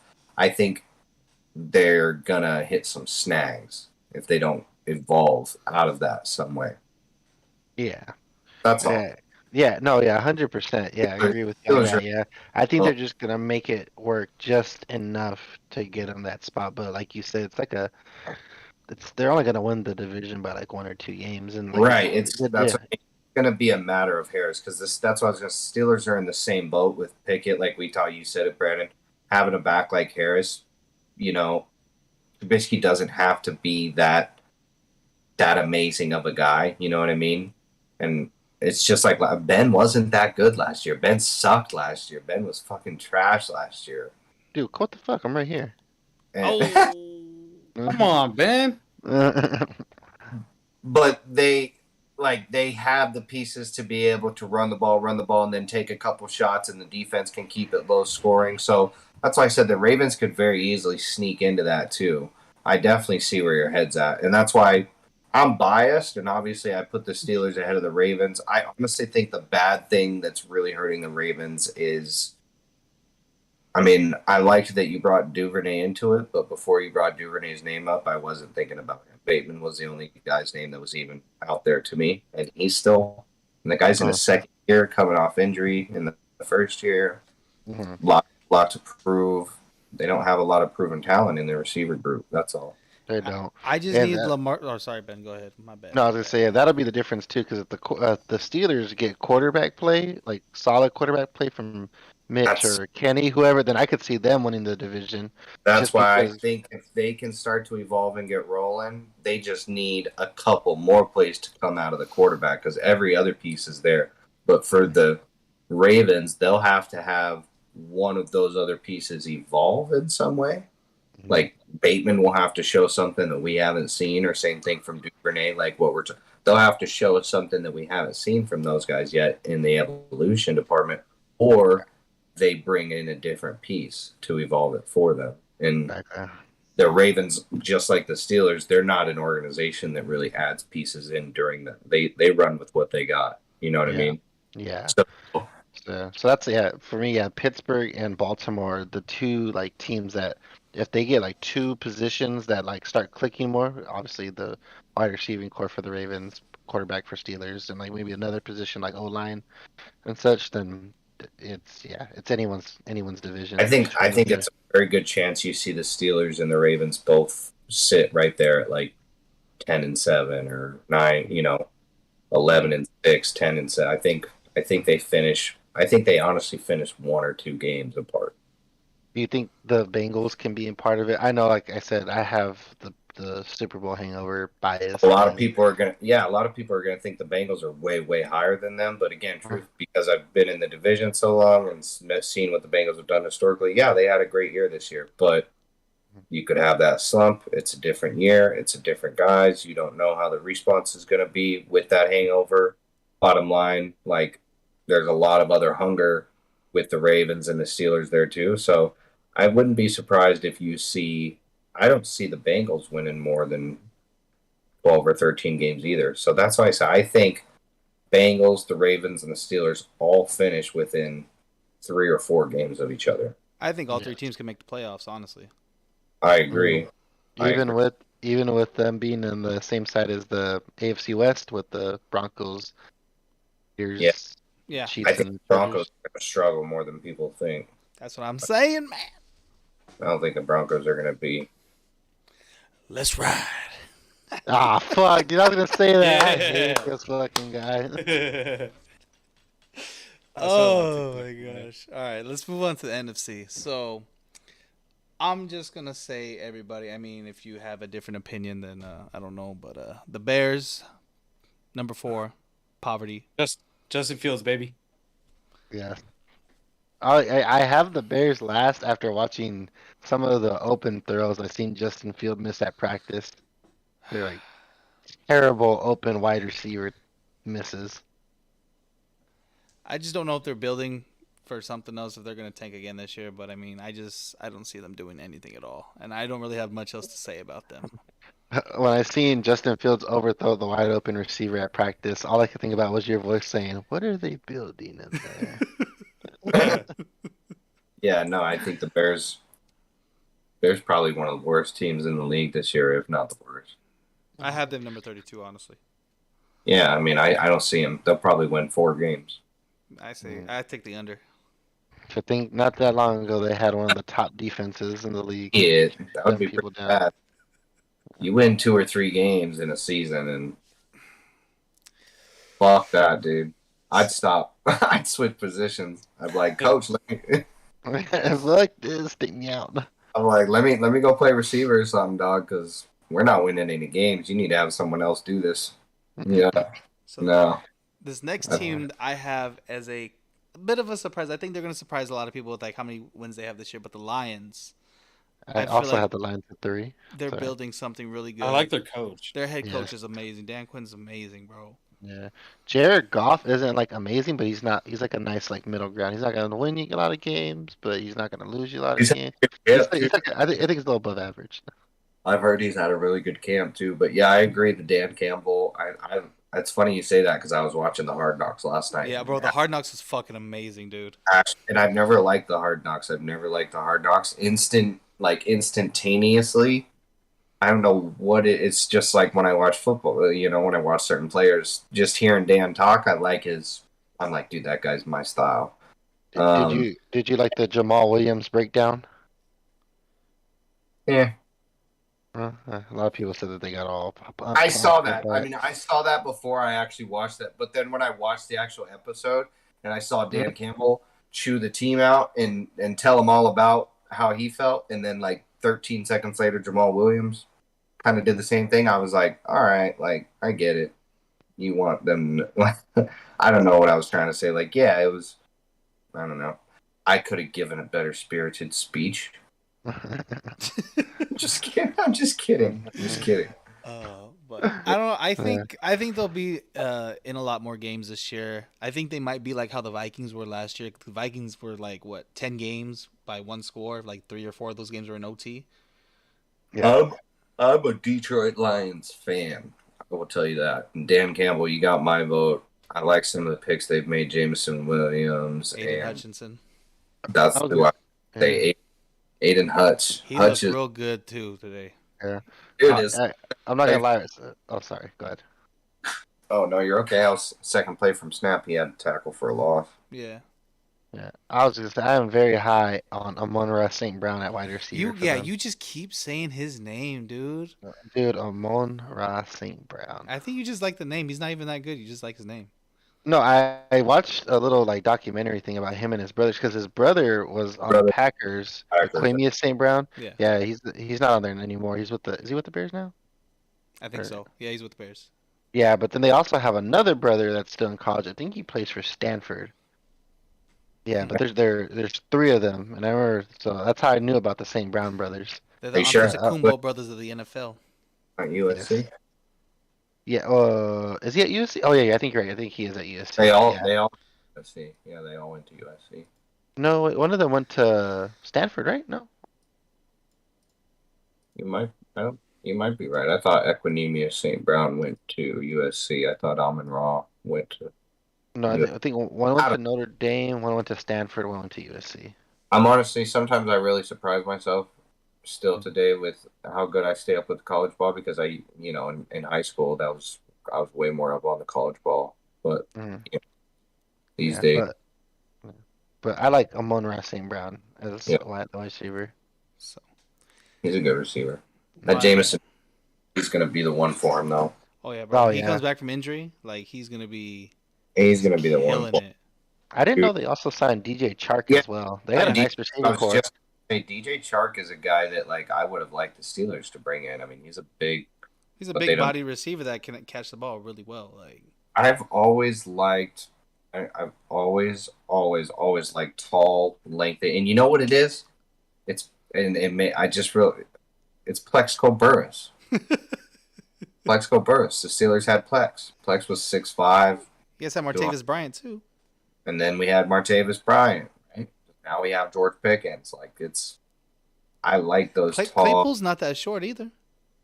Oh well, no, I'm not that big. Claypool's too much of a prima donna, and I'm sure he'll watch this because he's always on the internet. And George, Claypool, same thing. I'd cut his ass in half, dog. I promise you. Tagging him, clipping this moment. 1 Dude, hour, 15 minutes. Okay, Hey, I'll let my dogs talk for me. Y'all can talk for me. Let his big ass come across the. Hey, we could go 1-on-1s in Oklahoma. You think I'm playing?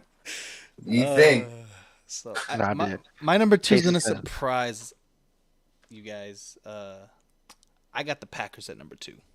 What the fuck, Richard? Yeah. See, I was actually.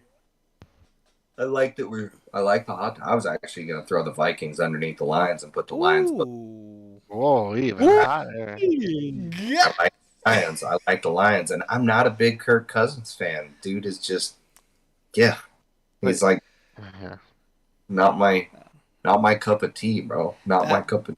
That is my hot take that the Vikings are going to win this division, bro. Like, I just think they were in so many games last year, like I was talking about. I mean, they got Kirk Cousins, and I don't think they have a lot of primetime games this year, so they're going to win them. I mean, okay. I mean, I see what you're saying now that you said that. No. But I see what I'm saying, yeah, that team has stayed pretty much the same. I haven't seen any like key losses, key additions. I think that they can run it back and win the division. I don't think the Packers are going to be. I think they're going to figure it out towards the end, but I don't think they're going to start out kind of rough. That's so. What makes the Packers go underneath the Viking tree though? Is it because of the loss of like Devontae Adams, or it's just the whole Devontae Adams thing, like in core in general, probably. Like they have Randall Cobb, they have Christian Watson, and they have Alan Lazard. That's it. Hey man, don't put some respect on Cobb's name, dog. Cobb, Kevin Cobb, Randall Cobb, buddy. Kevin Cobb. Shit. They also got Sammy Watkins. Sammy Watkins is good for 1 week, and that's it. Yeah, I'm like, that's I'm like, what are we talking about here? Yeah, hey, man, I was just throwing it out there, just throwing names. Like the Packers. You know what? I'm actually looking forward to see Amari Rodgers play for the Packers because I want the Rodgers to Rodgers connection. Amari Rodgers. That Romeo Doubs, I think that's his name. Romeo Doubs. Yeah, he looked like they're like he's getting a lot of hype in camp right now, and I think he's gonna be their leading receiver. Yeah. Oh, you know who else? Didn't they draft Christian Watson? Yeah. Yeah. So actually, we might be this year. You're probably right. I mean, that's not a bad prediction. And honestly, I didn't look at their schedules. I'm just going off of guts here. So yeah, I look at the schedule a little bit. I don't think it's too crazy. But yeah, I mean, the Packers. I think the Packers take a step back. I mean, it's going to be a fun year for that division because I'm rooting for the Lions, dog. Like, no, my heart wants the Lions, like for sure. Detroit, man, we got low. You're like Ukraine, like we got. We stand with y'all. Nobody else knows you guys were even in the league, even a country. But we stand with you, Detroit. Oh my god. Oh my god. Yo, they need love, bro. I'm just saying they need some love. What did Deadpool say? He's like, I'm living to 102 and then dying like the city of Detroit. Oh my god. Classic. Oh man. Anyway, sorry, that was kind of off topic. Yeah, man, I don't know. I can't really predict this division. I just like the Vikings because the consistency's there. I mean, the team's pretty much all there. I think they're going to go more pass heavy type of offense, and they still have Dalvin Cook. They got JJ. They got JJ. They got Adam Thielen. Adam Thielen's not what he used to be, but he's a serviceable wide receiver too. He is. He's a solid wide receiver too. That Kevin Osborne kid flies under the radar. Justin Jefferson. Oh, KJ Osborne? Yeah. Justin is. I mean, I can see why you put that piece out there because when you got Justin Jefferson, I can do it. Yeah, Dalvin Cook, dude, he's a stud. And even if he goes down, Alexander Madison's a great backup running back. I honestly don't expect that division to produce any like crazy fireworks stuff. I think it'll be competitive. But, I mean, there's not a lot of defense in that division. No. Not a lot of defense in that division. I mean, there's only one team that even has somewhat of a defense, and it's the Packers. So, if something keeps them up, it's going to be Aaron Rodgers, and it's going to be their defense. And, yeah, I mean, that's a good prediction because I could see the Vikings taking that from them. Steph, what do you think? Dude, it's amazing hearing you guys talk, bro. You guys got that chemistry. Steph, buy me dinner first, dude, before you start See- talking about how hot all three of us are. Here's our chemistry. Ben was bent over, Levi was behind him, and I was behind Levi. That's the chemistry. We Don't were let- the human centipede, and I was the front. Don't let him lie to you because ain't no man getting behind me, dog. Trust me. Okay, it's okay. Hey, Levi. I know your big brother's a big dude, but ask him. Ain't nobody getting behind me, bro. Nothing a bear tranquilizer can't fix. I'll fight that fucker. I will fight that bear. Damn, If you were, dude. you tell me if you were in the woods and a big old Kodiak bear pulled his dick out, you would fight that bear? I'd fight that bear. I wouldn't fight that bear. Look, I all would. I'm saying is, I love the fact that we were in the eye position. You know who? I just think I Brandon's crazy, formation. bro. Brandon really had the Vikings above the Packers, right? I mean, it's Yeah. it's fair though. Like it's Oh, fair. it's not that crazy of a prediction. I mean, I feel like mean, you have solid it's- justification for It's it. Aaron Rodgers, though, man.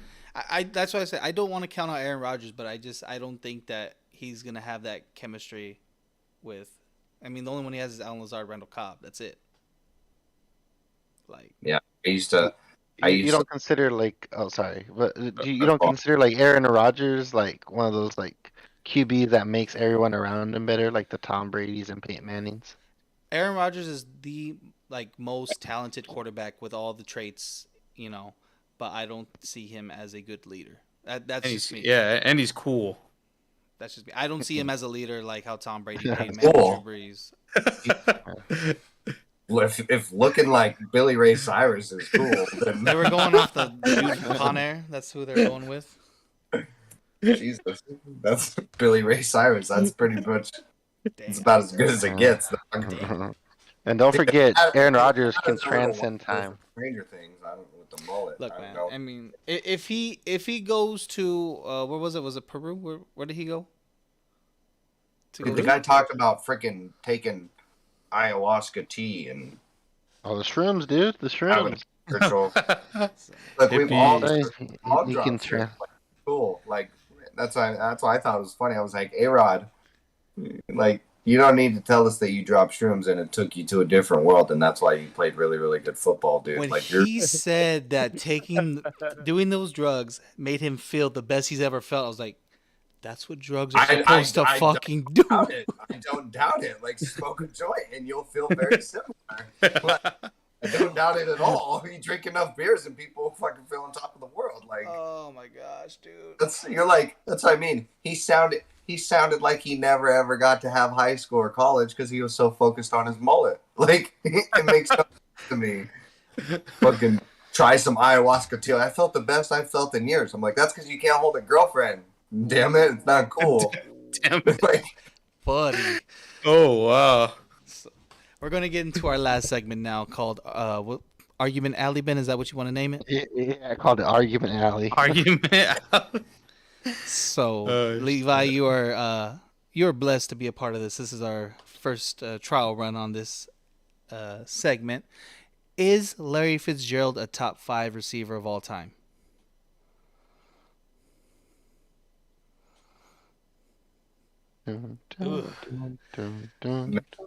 Oh! You said no? He said no. close. It's really close. I also said no, and I said I would put I Larry would- like at I 6 would or put- 7. I would put him as a top 5 receiver in our generation. Brandon, can I give you my top 5? Okay, would you? Okay. All time, So, not all time. Brandon, can I give you my top 5 first? Ben, Yeah. hit record real fast. Hold on, I'm already pulling up NFL.com. No, I actually thought about this right now in my head. All right. All right. Are you guys ready? All right. Mhm. Jerry Rice, Okay. You all agree? Good start. Good start. Good start. Okay. Don Hudson. What the Oh my God! Take the Pro Football Focus away from him. I'm not looking at the screen. I swear to God. You're looking at a screen right now. God No, damn it. I'm looking at the Discord But screen. I'm too young to say Don Hudson, so you're too young. We're Exactly. going the 70s and later, buddy. Don Hudson. Lance. You should have said Lynn Swan. You would have been more fucking credible, dog. Steve Largent. Steve Largent was good. Okay. I don't Lance Allworth. You're having Name- trouble pronouncing the NFL.com, the NFL 100 team, buddy? Yeah. I hate this fucking guy. Dude, he played in the 60s. Holy shit. Okay, go ahead. I'm sorry. Jerry Rice number 1 for sure. Deadlock. I can live with that. Yeah, it's got to be Jay Rice. Who's number 2 though? Let's go. I'm telling you right now, my number 2 is Randy Moss. Dude, Ben's in it. Ben, who's number 3? Calvin Johnson. Ben, who's number 4? T.O. Oh. He's above Larry. Ben, who's number 5? Marvin Harrison. Okay, see, I would have put Marvin at 4. I wouldn't have put T.O. at 5. But that's that's what a I'm good saying. 5. That's a strong 5, Ben. That's a Thank strong you. 5. Thank you, sir. Thank you. Jerry Were we lined Rice. up 1 through 3? 3? Oh. His first 3 he nailed. No, first 3 are nailed. Like, no, that's like a solid. Like, if anybody disagrees with that, they don't know football with that first 3. Jerry Rice, Randy Moss, and I was going Calvin Johnson. Yes. Definitely the first 3. See, That was I good. have sorry. I have Larry Fitzgerald at 4 and Michael Irvin at 5.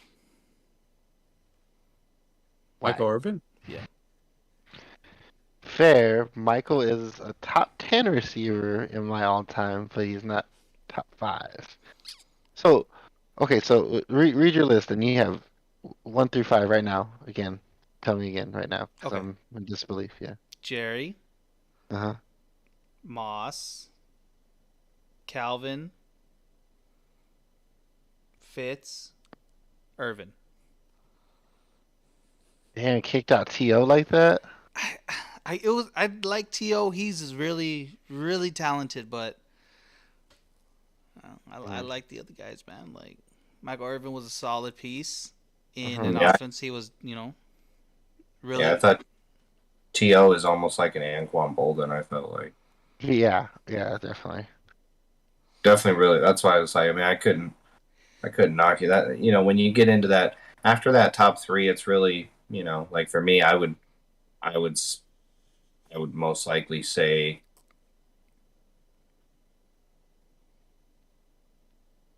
Marvin Harrison at 4. I mean, you look at his stats and total touchdowns, he's right there. Marvin Harrison at 4, and 5, I would probably go with Chris Carter. See, Chris that Carter was a tough one because I was choosing between Chris Carter and Michael Irvin. That's why it's so hard to get when you get into those Chris Carters and the Irvins and the T.O.s because they're so like right there, one and the same. Like Lynn Swan too. Lynn Swan was so good. Like I had trouble putting him. Bro, I almost said Isaac Bruce. Like people forgot about Isaac Bruce. Isaac Bruce we're talking like a number of years. I mean, Isaac Bruce was the greatest show on turf with Kurt Warner and the Rams. Exactly, dude. He loved that thing. He was a stud, dude. Isaac Bruce killed it. I mean, there was so many guys back then. Okay, Chad- so can I ask you your opinion on this real quick? So Jet, do you think I'm wrong, but I have Steve Smith Sr. in my top 10? It's not bold. I think he's top 10. Yeah, I mean, it's not a far stretch. It's not a far stretch. I don't think at all. He's got that nasty grittiness to him, and honestly, I mean, I'm sure the stats support it. He had, I think, like 7 or 8 pro seasons. 5'9", played like 6'2". Yeah. Small guy plays big. That's the thing. People have always thought those. I mean, I just didn't mention his name, but if you go back and fuck all the turmoil. Trust me, because you guys know how I am, so I wasn't about the turmoil, and I still am not. But statistically speaking, Antonio Brown, scary. Antonio Brown is scary. The years that Antonio Brown had, scary. Dude, ridiculous, man. If his career would have just ended out a little better, man, instead of how it was going out. Because that's, I I'm mean, a talking. fan. We're going back to you're talking about guys like Randy Moss, Calvin Johnson, Jerry Mhm. Rice, Isaac Bruce. What all these guys have in common? They're pretty big guys. You know, when you throw these little dudes into it, like the Steve Largents, there's something to be said about those guys because they've got to work a little bit harder, I think, Yeah. to get Oh. those catches. You know what I mean? So Mm. yeah, I think Antonio Brown, if he didn't have his turmoil, statistically speaking, the dude, I mean, he put up Jerry Rice type numbers. He put up scary numbers. I just said that it sucked that Fitz couldn't play with a competent quarterback for a good part of his career because I think making the playoffs would have got him more, more of that credibility to be in that top five. You know, I agree. I think if Larry Fitzgerald wins that Super Bowl, he's in the top five. I mean, he won it. He won it for them, and then I mean, it's Antonio Holmes, said otherwise. It's crazy. Makes me cry a little bit still, but I don't want to talk about it. That James Harrison 99-yard touchdown is what really killed that Super Bowl for the Cardinals, in my opinion. Yeah, I remember that. Called that one. I remember that. But Yeah. I don't know, man. I think Larry just sits right on the outside of the top 5. I just think when I think of receivers and I think of just like the big body hands, like he had speed back then. He wasn't always like this, conservative type of receiver. You know how he was towards like the 2012s to the end of his career type thing. I think of Fitz as a dominant, like sure-handed, like you throw it up to him, he's getting it no matter how many people are on him. Oh yeah, Yeah. when he was like peaked out, he was jump ball. He was 100% a route running, contested catch receiver. Yeah.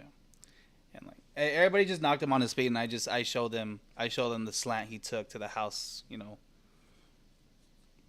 in Super Bowl 43. It It's is, just- yeah. It's like Levi said, if he may have won that Super Bowl, it probably would have jumped him up like top 4. I mean, there's so many. There's so many good receivers. Like it's tough. Heinz Ward. If Yeah. Heinz Ward wins that second Super Bowl before he retires, I think he goes down as the greatest Steelers receiver in history, bigger than Lynn Swann. Yeah. I think you could make a case today that I mean, Heinz Ward. I'm about to say, The greatest- I when I think of the Steelers' best receiver, I think of Heinz Ward. Lynn Swann's up there, but I think of Heinz Ward immediately. It's funny because like Ash, obviously, like Ash, in being with me and becoming with me and become a part of the family. Obviously, like we're huge Steelers fans, so like she's slowly becoming a Steelers fan. She has no choice. She's a Cardinals fan, but she's slowly becoming a Steelers fan too. And like she goes back and watches highlights on Heinz Ward, and I'm like, you didn't even fucking know who the Heinz Ward was. She's like, yeah, well, I like him. Like, that's what's up. That's my girl. But you guys, I'm gonna call it right now. There's a kid coming out of USC. He almost came out this year, but he's coming out next year. Is it Isaiah? No, it ain't Isaiah. One of the Paula nephews, or Palomalo's nephew. He's a safety at USC. Kid's gonna be good. Well, you heard it here first, fellas. You heard it here first, fellas. I didn't think this wasn't really a argumentative type of debate, Ben. Yeah, I'm about to say. I thought this was Argument Alley. What the I fuck? thought it was. Hey, dude, you should have my seen the. Stephen A. Smith, We're very dog. civil. You should have seen the group chat that we were not civil in that group chat. I'm not gonna Yeah. lie. We'll have to read. That's why we don't talk about it when we bring something up. We just wait for the podcast. Yeah. Because we technically argued the whole thing. Like I said, I just think Fitz did so much. I mean, he was a volume guy, so he got his volume, he got his his catches and stuff. But I just think he would have been just so much better with, on that Indianapolis offense, with Peyton Manning. It's like Jay said though, dude. I feel like he was still getting his numbers either way. I think the quarterback thing would have just changed a Super Bowl ring. That's So about it. I got Argument Alley, and I know this is because you guys are all Cardinals fans. I'm like, how do I get them arguing? I guess I'll just keep talking about the fucking Cardinals. DeAndre Hopkins, regardless of his suspension, regardless not a top 3 receiver. What the fuck? Not top 3? Not. So I know you have. I know you have what? You have Cup. Adams. I know you have Jett is up there. Yeah. Those are And the 3. Devontae, yeah. Devontae's the best receiver. Oh yeah, Devontae's best one. Yeah, I always forget. I don't know why. I always just fucking forget about him. I don't know why. But Devontae's best receiver in the NFL. He has that, and that's what I'm saying. Like people forget Devontae 2-3 years ago. How many touchdowns did he have? I mean, 17 or 18 touchdowns. But okay, so who's your top 3 though right now? his top 3, he just it's Is it Devontae, Jay Devontae, Jettis, Cup. Up and Justin Jefferson. You think Justin Jefferson's better than D-Hop? Yeah. Explain yourself, because I'm gonna come to your house right now. Is he faster? Yes. Is he younger? Yeah. Can you make an argument that he has just as good of hands, if not better? I think, dude, I think he has great hands, dude. Some of the catches I've seen him make, I don't know. Maybe the speed, but I think the just he has speed is better the only. play, yeah. Definitely faster than DeAndre. Yeah, the speed is the only thing that separates him. I think Definitely faster. D-Hop's a better route runner. than Well, Justin naturally, Jefferson. he has more experience. He's seen more defensive coverages, so he can. Mhm. A lot of people understand, like receivers in the league. It's not like when we were receivers are reading defensive court. They have route options. They have route combinations, so they're allowed. They'll adjust that route, in the middle of based off what the defense gives them. You see what I'm saying? Instead of taking But 9. but that's part of being a good receiver. So that's what I'm saying. Like currently, he's Exactly, top but 3. that's That's what makes him currently top 3. Justin will be there by this year, if not next year. That's what I'm trying to say. Justin's. So then currently he's not top 3. I don't No. completely disagree with you Yes. because that's a solid top 3. I mean, because DeAndre Hopkins is slowly. That's what I'm saying. Even last year, I think he's limited because he's not doing anything after the catch hardly ever. It's usually his route. Did you see that catch he made against Eric Stokes? Faked him out, back shoulder, went up forward, and then took it to the house. Like the catches are outstanding, but I'm saying just like I think you see Justin get slants, you see Justin get digs, you see Justin get the post route. He comes across the middle on drags. He's running with the ball after the catch too, as well as he's downfield making plays. I'm not saying that Justin Jefferson is better than DeAndre Hopkins. I'm saying for me, DeAndre Hopkins has slipped and slipped and slipped slowly and steadily. Meanwhile, you see these young bucks that are just, and it ain't all young bucks. I mean, there's other guys you can make a case for. There's lots of guys we're not even talking about Tyreek. You need to watch more Cardinals games, my guy, because Hopkins takes screens, he takes slants, he takes some comeback routes, and he's good after the catch, bro. You really do. No, I watch him. I'm not saying that. I'm saying I don't think he's that much different from Justin Jefferson. They're body type, their route running ability, they're both. Like I know what you're saying. You see DeAndre Hopkins take screens, but I don't see him taking screens for 15 and 20 yards up the field. You'll see Justin Jefferson come across on a 10-yard dig and then catch it and run with it for another 5 or 10 yards. That's all I'm trying to say is like they're so one and the same. But D-Hop, like there's a lot of things that go in. Like we're talking about route running, and there's a lot of things that go into being a receiver. Body positioning, reading the defense, knowing where to be on the field. When you see certain type of coverages when you're running down the field, like blocking, scrambling when your quarterback's scrambling, getting back. That's why I think. That's why I think it's bold for you to say right now that Justin Jefferson's better than D-Hop. That's just my. I mean, no. That's your opinion. Yeah. No, it was argument alley. It's argument alley. But I'm just saying, some people would probably argue that. You get those people that are like, "Oh, Jamar's already." I was about up to there. say, like Jamar Chase is up there too. Like, I don't think he got 1 year. It's like Justin in 2 years. It's like What about Michael Thomas? We're not talking about Michael Thomas because Michael Thomas is hurt. But you're going to tell All me he runs Michael is Thomas? fucking slants, though, bro. Like, That's come a slant. That's slant boy right there, man. He is not. That boy set the record for catches and had the most yards. But He was- wait. But when you have Drew Brees throwing to you, all you can run is slants because he can't throw down the fucking field. True. I'm just trying. What does it matter what routes he's running? If the boy's catching the ball, 140. Mike Thomas set the records for catches. Hop did it. So there's these days receivers are a dime a dozen. Is my point. You're seeing guys like Jamar Chase come in, and in his first year, he's freaking. People are like, "Oh, he's one of the best receivers in the league." You're That's like, what "Dude, they have did. one year." That's what Why they not did you- with Justin Jefferson. Especially that's the wave right now. That's what everybody wants. But They his want to see first these rookie years- receivers just go off. Like that's just. Jefferson's having statistically the best first 2 years any receivers really Oh ever yeah, had. like when he did good this year, his second year, I was just like, okay, it's not a fluke. Like he's a consistent elite wide receiver. Like I know that, I see that. I wouldn't put him above D Hop. Even like Stephon Diggs is really close there with D. Like there's so Mike Thomas. There's so many guys that are right there at the edge. That's all I'm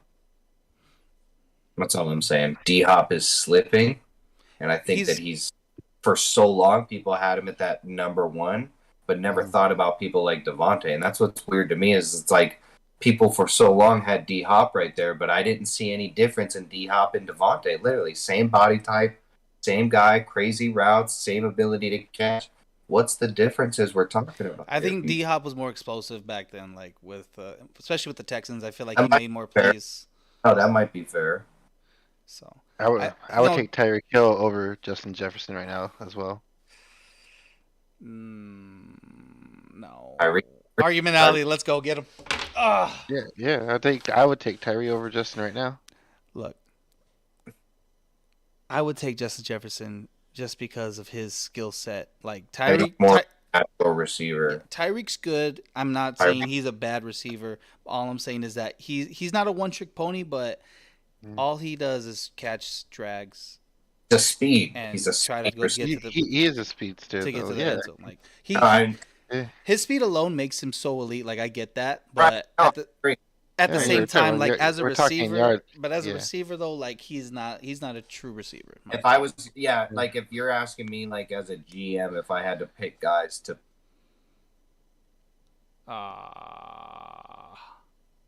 I'd probably pick Justin Jefferson over Tyreek Hill because I think he's more of a true receiver, somebody that you can consistently.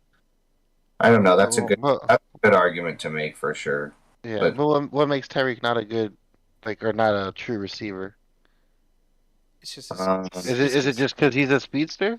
It's not because he's a speedster. No. I mean, to me, going back in the history of football, a receiver is someone who can track the football and go up and make contested catches. Tyreek is not a contested catch receiver. He's not. He can track the ball. Obviously, he can track the ball. He's got massive speed, but he can probably track a fucking baseball, too. He can probably track a fucking missile out of a C-42 bomb. Like, he's fast as shit. So that's what I think Brandon's saying. When you have that elite speed, you find a guy, like when you have that type of speed, you just got to get him the ball in any and all type of ways, and they've done a really good job of scheming that up. Yeah, but I think he's solid yards after the catch. You have to scheme that up for a guy like Tyreek versus, like, I think there's going to be sometimes like if you get Tyreek one-on-one, he's got to beat the release and be faster than the DB, right? If you get Justin Jefferson one-on-one, there's probably more than one or two ways that he might win that. That's all I'm trying to say. Yeah, like the options are there to like get Justin Jefferson the ball. Like you already know with Tyreek, he's either getting a drag or he's running a go. That's pretty much like. My question for you, Ben, would you rather take T.O. or would you rather take Steve Largent? T.O. Why? Because I've seen more T.O. highlights than I've seen Steve Largent highlights. If you go back and watch, Steve is a fucking baller. That's all I'm trying. Steve's 5'10". He's 5'10", 180 pounds. Quick as shit. So what he did was specific to his... He's a really hard worker, too. And he did it really fucking well. Would you take Marvin Harrison or would you take Wes Welker? I'll take Marvin Harrison. The skill All set's right, there. all Yeah. right. Well, I won this argument, alley fellas. I No, love you you. wait. That definitely didn't win it. I mean, because that doesn't. That's just an opinion. Because I think Tyreek Hill has better talent. Then Justin I Jefferson. That was just Yeah, my analogy, is all. That was just my yeah, analogy. yeah. Those. That's why, like, to me, Justin. Mm. He's a young guy, but his first 2 years in the league, he did it at LSU. Just like, I mean, Jamar. There's a reason why Jamar's getting that. If he does the same thing this year, then he's going to be in that category. Jamar's a crazy good receiver. Yeah, I mean, because I was gonna say you could say that for the same thing for Jamar, he's on track for that because he had also one of the best rookie wide Right. receiver If years. he has this same year, he's Yeah. going to be. And it's crazy that both those guys came from LSU and had that same type of trajectory. But that's what I mean. Like Mm. it's just like the young quarterbacks these days. Like you always have to take into account not just the player, but what's the scheme that player fits into. Where are they at in their career? Because that's all. I know that Tyreek might be different than Steve Largent. Tyreek is probably different than any other small, even Wes. He's a lot different than a lot of these other guys because his speed is super elite, but it still comes down to that you have to scheme that versus there's things that Marvin Harrison can just do, and there were things that T.O. could just do, and Jerry, and that body type, that there's a certain prototypical body type for receivers. That's a fact. Just like quarterbacks, they have a prototypical quarterback. They have a prototypical offensive and defensive lineman. I mean, there's prototypical sizes, and yeah, that's what I'm saying. I like traditional prototypical receiver body types over that scheme because I think eventually, if you have a good enough defense, or if you have pieces on defense, if you have a really really good slot corner. Like, I think when the Chiefs play the Colts, it's tough because Kenny Moore can match up with Tyreek Hill really, really well. You know what I mean? So, like, I feel like there's ways you can take away So do you Tyreek. think He got so you there, Ben. So would you say like someone like Steve Smith then that you don't care for? That's why when you said, Yeah. like, top 10 for Steve Smith, it's like, you're probably right. Like, he was a great receiver statistically, awards-wise. Like, but there's so many hundreds and hundreds and hundreds of, like, really, really, really good receivers. But when it comes down to it, I think there's, like, certain things that guys like Jerry Rice and Randy Moss and Calvin Johnson, one of those guys all have something special to do. They have the ability to catch the football different. Like Tyreek Hill, he catches the ball, but what does he do differently than anybody else? He outruns people like anybody. He has speed like anybody else. Jerry Rice could run routes like nobody else. You could argue that Calvin Johnson could catch the football in traffic like nobody else. So I think that idea of what a receiver is supposed to do, I don't know if that makes any sense. I see what you're saying. Like they're able to do something like those things. But you don't think Steve could like spread the field for the team as well, good yards after catch? Like his whole thing was getting open, like just running good routes and getting to open space. You're talking about Steve Smith, right? Yeah.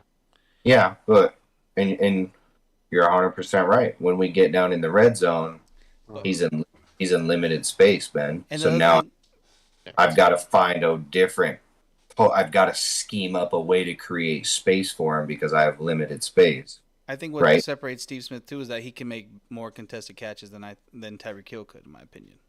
Oh yeah. Steve Smith had hands. That's why it's like if you were to ask me who I think is a better receiver, even with the career that Tyreek is at, Steve Smith, I wouldn't put Tyreek Hill in the top 10 receivers of all time. I never ever will. I don't think anybody ever will. Probably one of the fastest guys to ever live, but he's not ever going to go down as one of the best receivers to ever live. He's going to go down as one of the best athletes. Playmakers, athletes, yeah. Yeah, like that's just my opinion on that and what a receiver does. I'm not saying Tyreek Hill isn't one of the best receivers in the league or one of the best in the last generation, but prototypical, like that's something to be said about guys like Andy Reid. And when you find offensive coordinator, that's the court. Hopefully,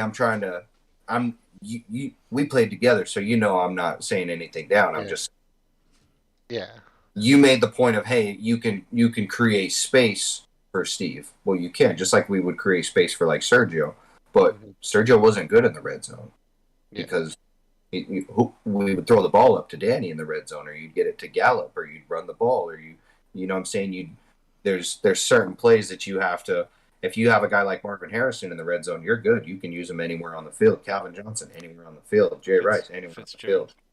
Yeah. So that's the only thing. Like Steve Smith, he's any one of those guys. When you get into the red zone, they're going to be you're limited in space, or even if you're on the far hash, you're on the near hash, depending on where you're at on the field, you've got to create the space for that guy for him to be able to work. Versus, Yeah. But I mean, like Jerry wasn't really like a gigantic receiver. I mean, he was 6'2", but I mean, I don't think he was really ever known for like those jump balls or anything. no, it was that, like you're saying. That's why I said they're guys like Steve Smith and Antonio Brown. They do the way that they create space is with their route running. That's with their ability. That's how you create space versus like body space. But you, like when you're in the red zone and you have that limited space, like these days you're seeing like Hunter Renfrow, some of the routes that Hunter Renfrow puts together, like weird, super weird. He's planned it and planned it and planned it and planned it, and you see what I'm saying? He's very a scheme. That's all I don't know what I'm trying to say. There's natural football ability, natural receiver ability, and then there's like the ability that Tyreek has to get the ball and work in space. Like what you're describing, you're not wrong. Like working in space is what those little guys do. But I don't know. For me, I would like having that guy that has the natural ability, because I just think that they can create space too, just like a little guy, right? But then they're going to add that natural ability in too, and the size factor too, maybe. I don't know. Ben, would you want to add anything else before we wrap this up? Good argument. No. So yeah, man. I mean, so Levi won argument alley then. Levi won. I mean, nobody wins, but I mean. Oh, I thought there was a winner. Oh, is there a winner? Oh, I thought we were all just getting. I don't. What? Wait, Ben, is there a winner? I don't know. Oh, well, Ben made it up. Come on, Ben. Well, Ben's not gonna say who won. What the hell? Okay, fine. Steph won. I told you. No, I honestly think, I mean, Levi has a point about, receivers and, like having all those traits, being able to speed, route running, contested catches, just all that stuff.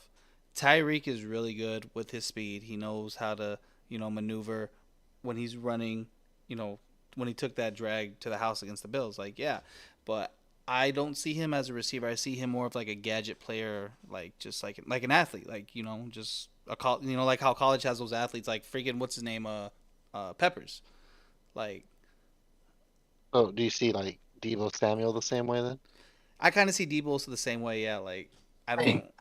Great point, Deebo Samuel, totally different body type than Tyreek. Totally different. He's a running back. Yeah. Deebo Samuel's a running back, but you can make the argument that Tyreek Hill is a scat back. So that's, yeah, I think they're gadget players. I just see them as gadget players. Like when I look at it like this way, and if I go dead, I'm on the iPad, and the iPad's at 4. I guess I could pop back.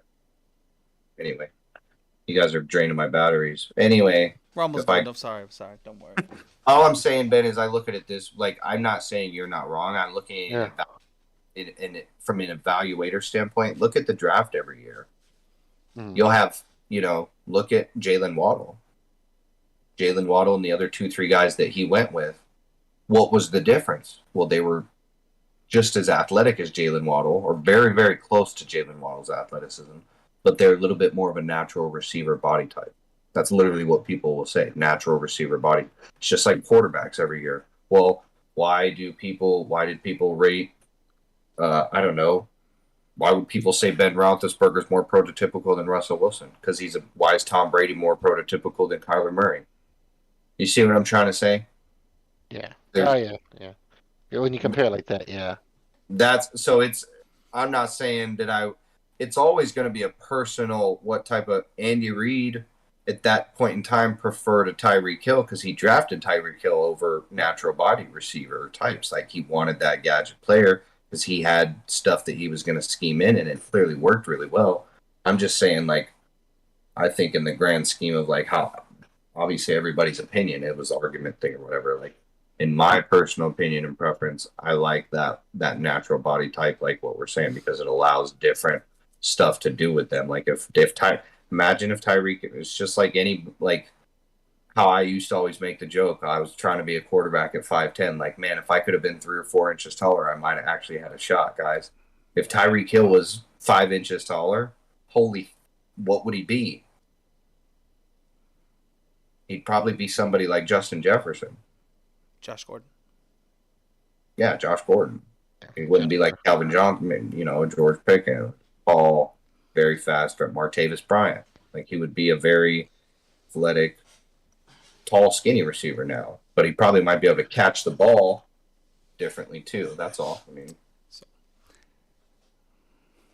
but yeah, I mean that's my whole thing. You see it in the draft every year, and then they'll say, "Hey, these receivers are probably going to go before this guy because he's bigger," and they're worried about durability or they're worried about size. Size in football is always going to be a thing.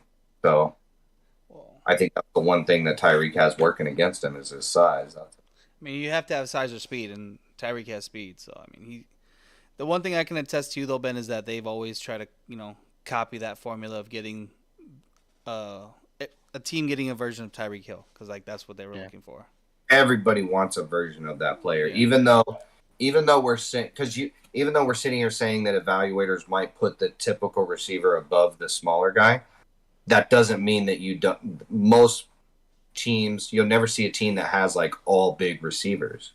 You know what I'm saying? You're going to have outside receivers, inside receivers, guys that can do both and flex in and out. So, yeah, I mean, I think they're both just as important. But when it comes down to like who would matter more, who knows? Yeah. But we're gonna end it there, guys. We're hitting that 2-hour mark. This was a really good episode. I'm glad we had you on, Levi. I told you it was gonna be good. Yeah. You doing good, bud? Tired. All right. Well, call to action. Follow us. Spotify, Apple Podcasts, Google Podcasts. We're on iHeartRadio. We go live. We notify when we go live. Sometimes we're a little late. I'm sorry. We were kind of late today. The son wouldn't fall asleep, so took an extra 20 minutes to put him to sleep. I'm sorry about that, guys. So, all right. You guys have anything to add before we end it? Go Colts. Yeah. I love you guys. Go Jaguars.